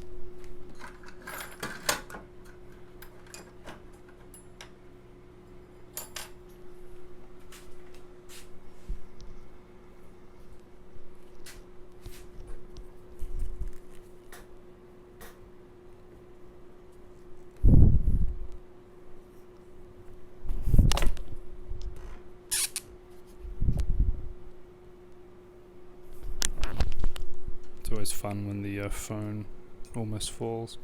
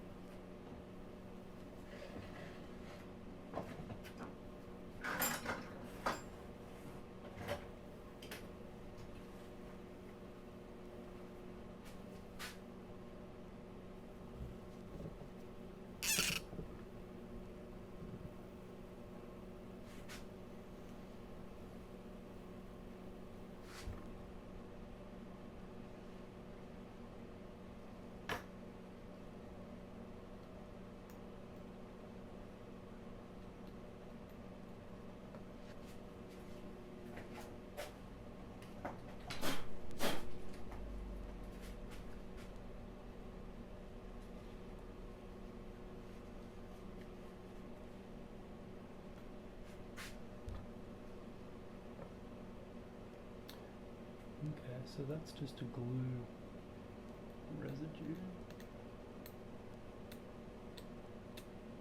which is going to be okay.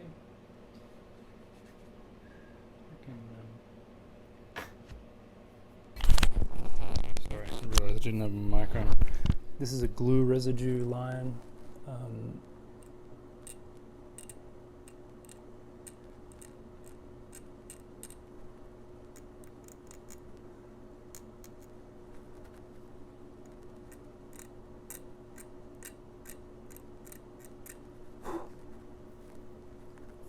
So I can pick this out, or I can sand it out, and I prefer to sand it in this case just because, you know, a scalpel, if I just scratch it a bit, it's going to leave potentially some marks.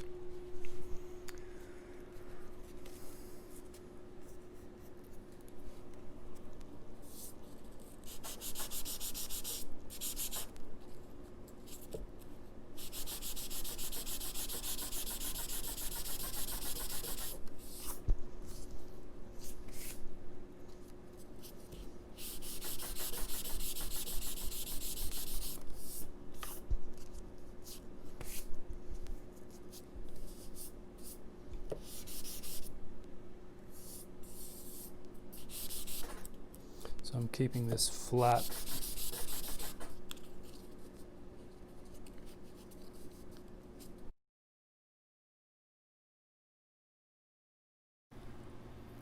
So I just finished sanding this. I don't know where the last video cut out. My phone ran out of storage, but I sanded this to 800 and I got rid of that glue residue line. There's still a tiny bit just there. Then I scraped the sides down, and then they're sanded to 400. I just wanted to show you one little thing, which I'll have to blow this. So it's just a little gap there. So I'm just going to fill that up with black dust and CA glue, and then tomorrow I'll re-sand this, the finish, to 800 or so, maybe 600. and then I will put some finish on this, and then that will be done. Not quite sure how I'm gonna fare this in, the finish I mean, but it shall be interesting. Okay. CA glue all done. I'll leave this now and sand all that down tomorrow, Tuesday, and then put finish on this and get to work on the 2 scratch plates. So here we are at the end of this video, and I just wanted to talk a little bit about the finishing, which finish I decided to use on the bevel. So I sanded this to 2000, and then buffed the maple, and then I sanded the sides. Sanded the, sorry, my microphone was getting picked up. Sanded this to 400, that little wobbly bit, and void, and then sanded the rest to 2000 and buffed that. So, like this guitar, and notice the scratch plates, which are all done. That's another video. I've decided to not spray nitro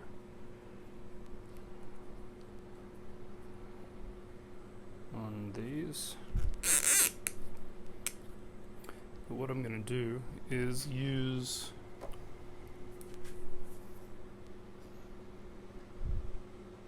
some of this.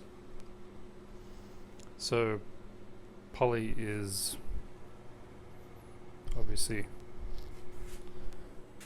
very strong, resistant, and I want this to last, and it's got to be quick. Like I said, this is a 3-day turnaround. It's Tuesday today. I started on Sunday, and so I can put a coat on of this stuff every 2 to 3 hours apparently. So I'll be able to put on about 5 coats if I rush it. And this turned out really good. Just going to hit those sides as well, the edges.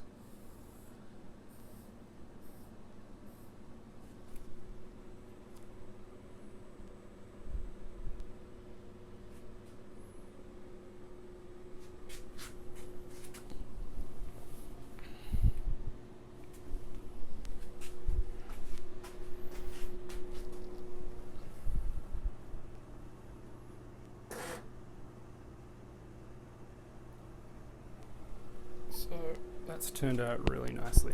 I'll have to buff this area again after this is done. I'll do that just before the customer gets here. But apart from that, it's all excellent. Very happy with the result.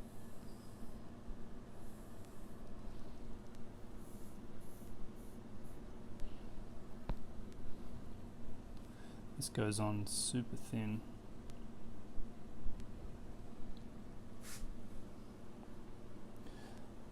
So when that dries, I will come back in and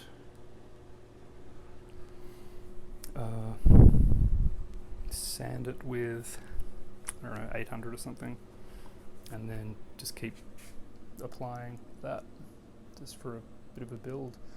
But excellent result. The scratch plate is shiny, but that's just buffed to sanded to 600 and then buffed. There's another video on that, as is this one. And I added a little bit there. You can see the witness line there.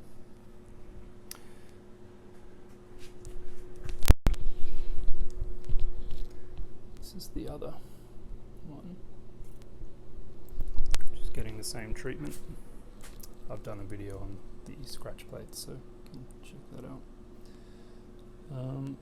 So there you go. This has been a really long video. I like to not take my time, I just like to not edit stuff out so you know how long stuff takes. And it's why Luthiers cost a lot, because just doing that, long time. So thanks for watching, all the best, and subscribe, and see you next time.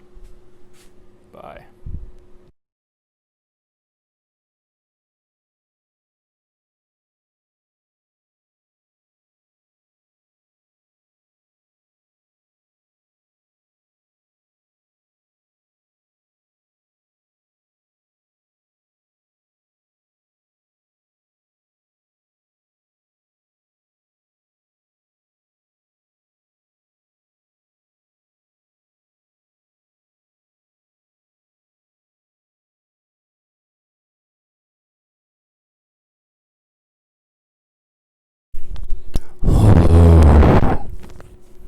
This is a special edition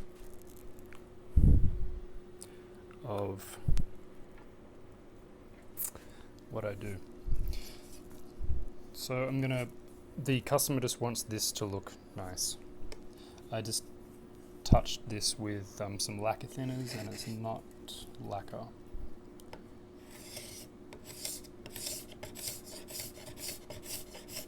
I didn't actually need to know what it was.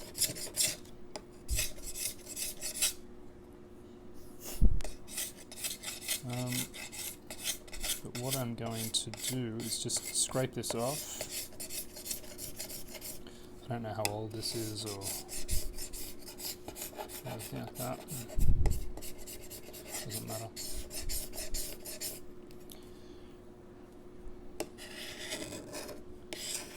And I'm going to use a product which I haven't used before.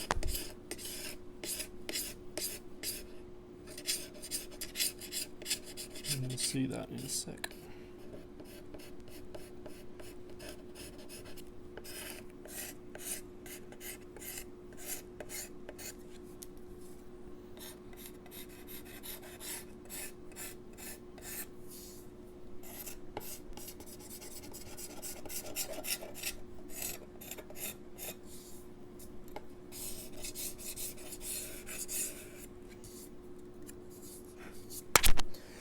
Okay.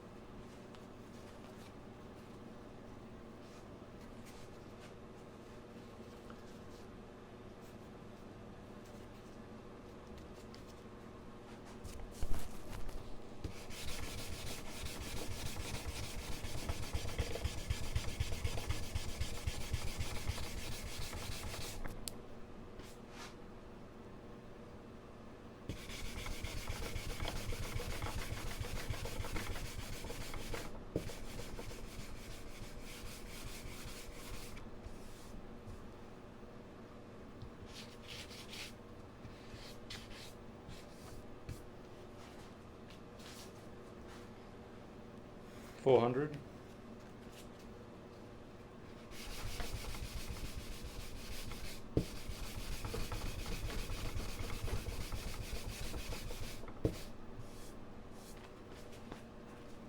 Just want to get that little bit there.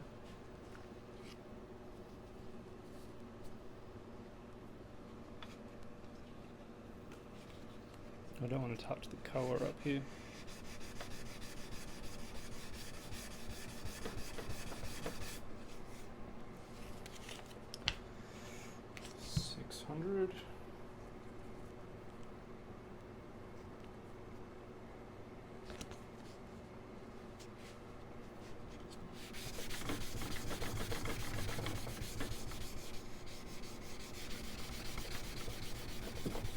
guess what product I'm going to use.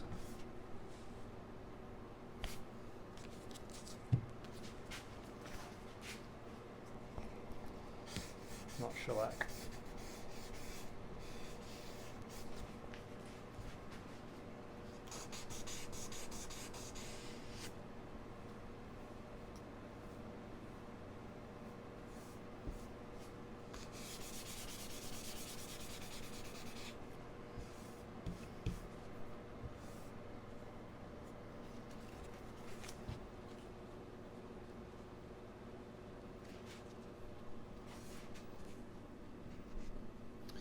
Still a little bit there, you can see.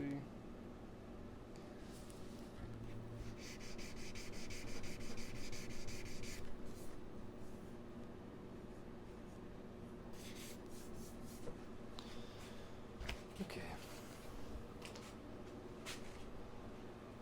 Right, the product I'm going to use.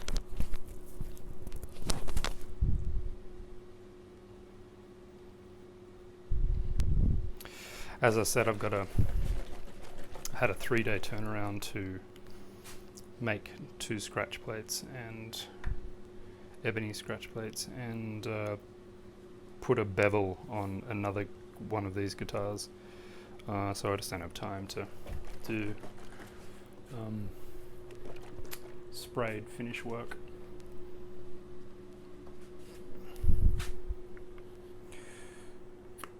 So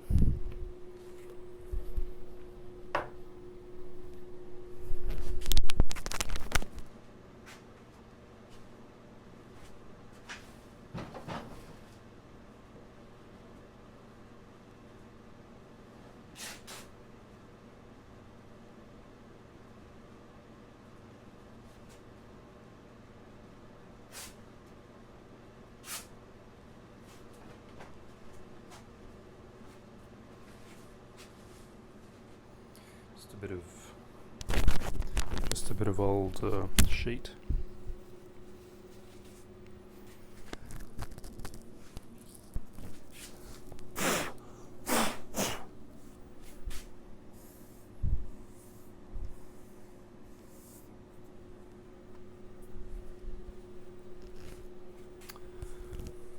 Okay, straight into it. Thin coats.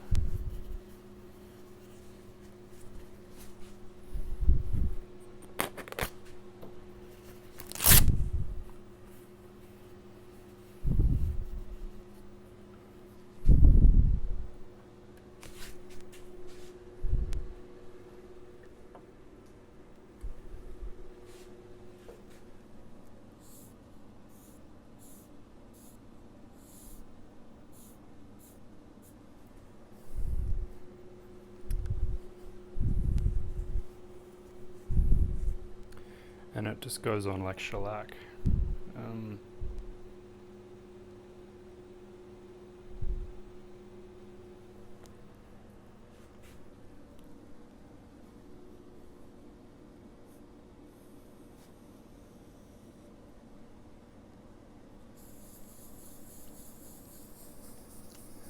I've never used this before.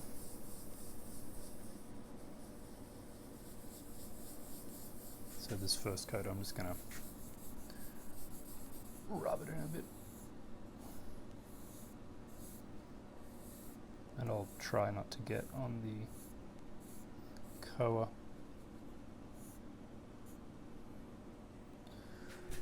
But that seems good.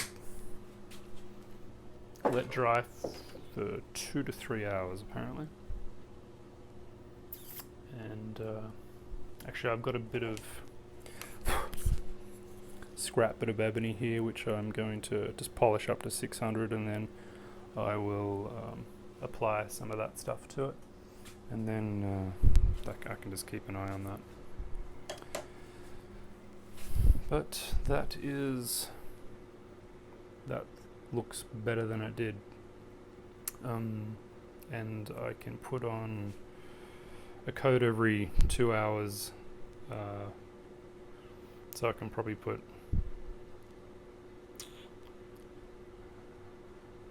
3 coats on tomorrow and maybe another 2 on tonight, so that's good, and that's going to work well for the customer.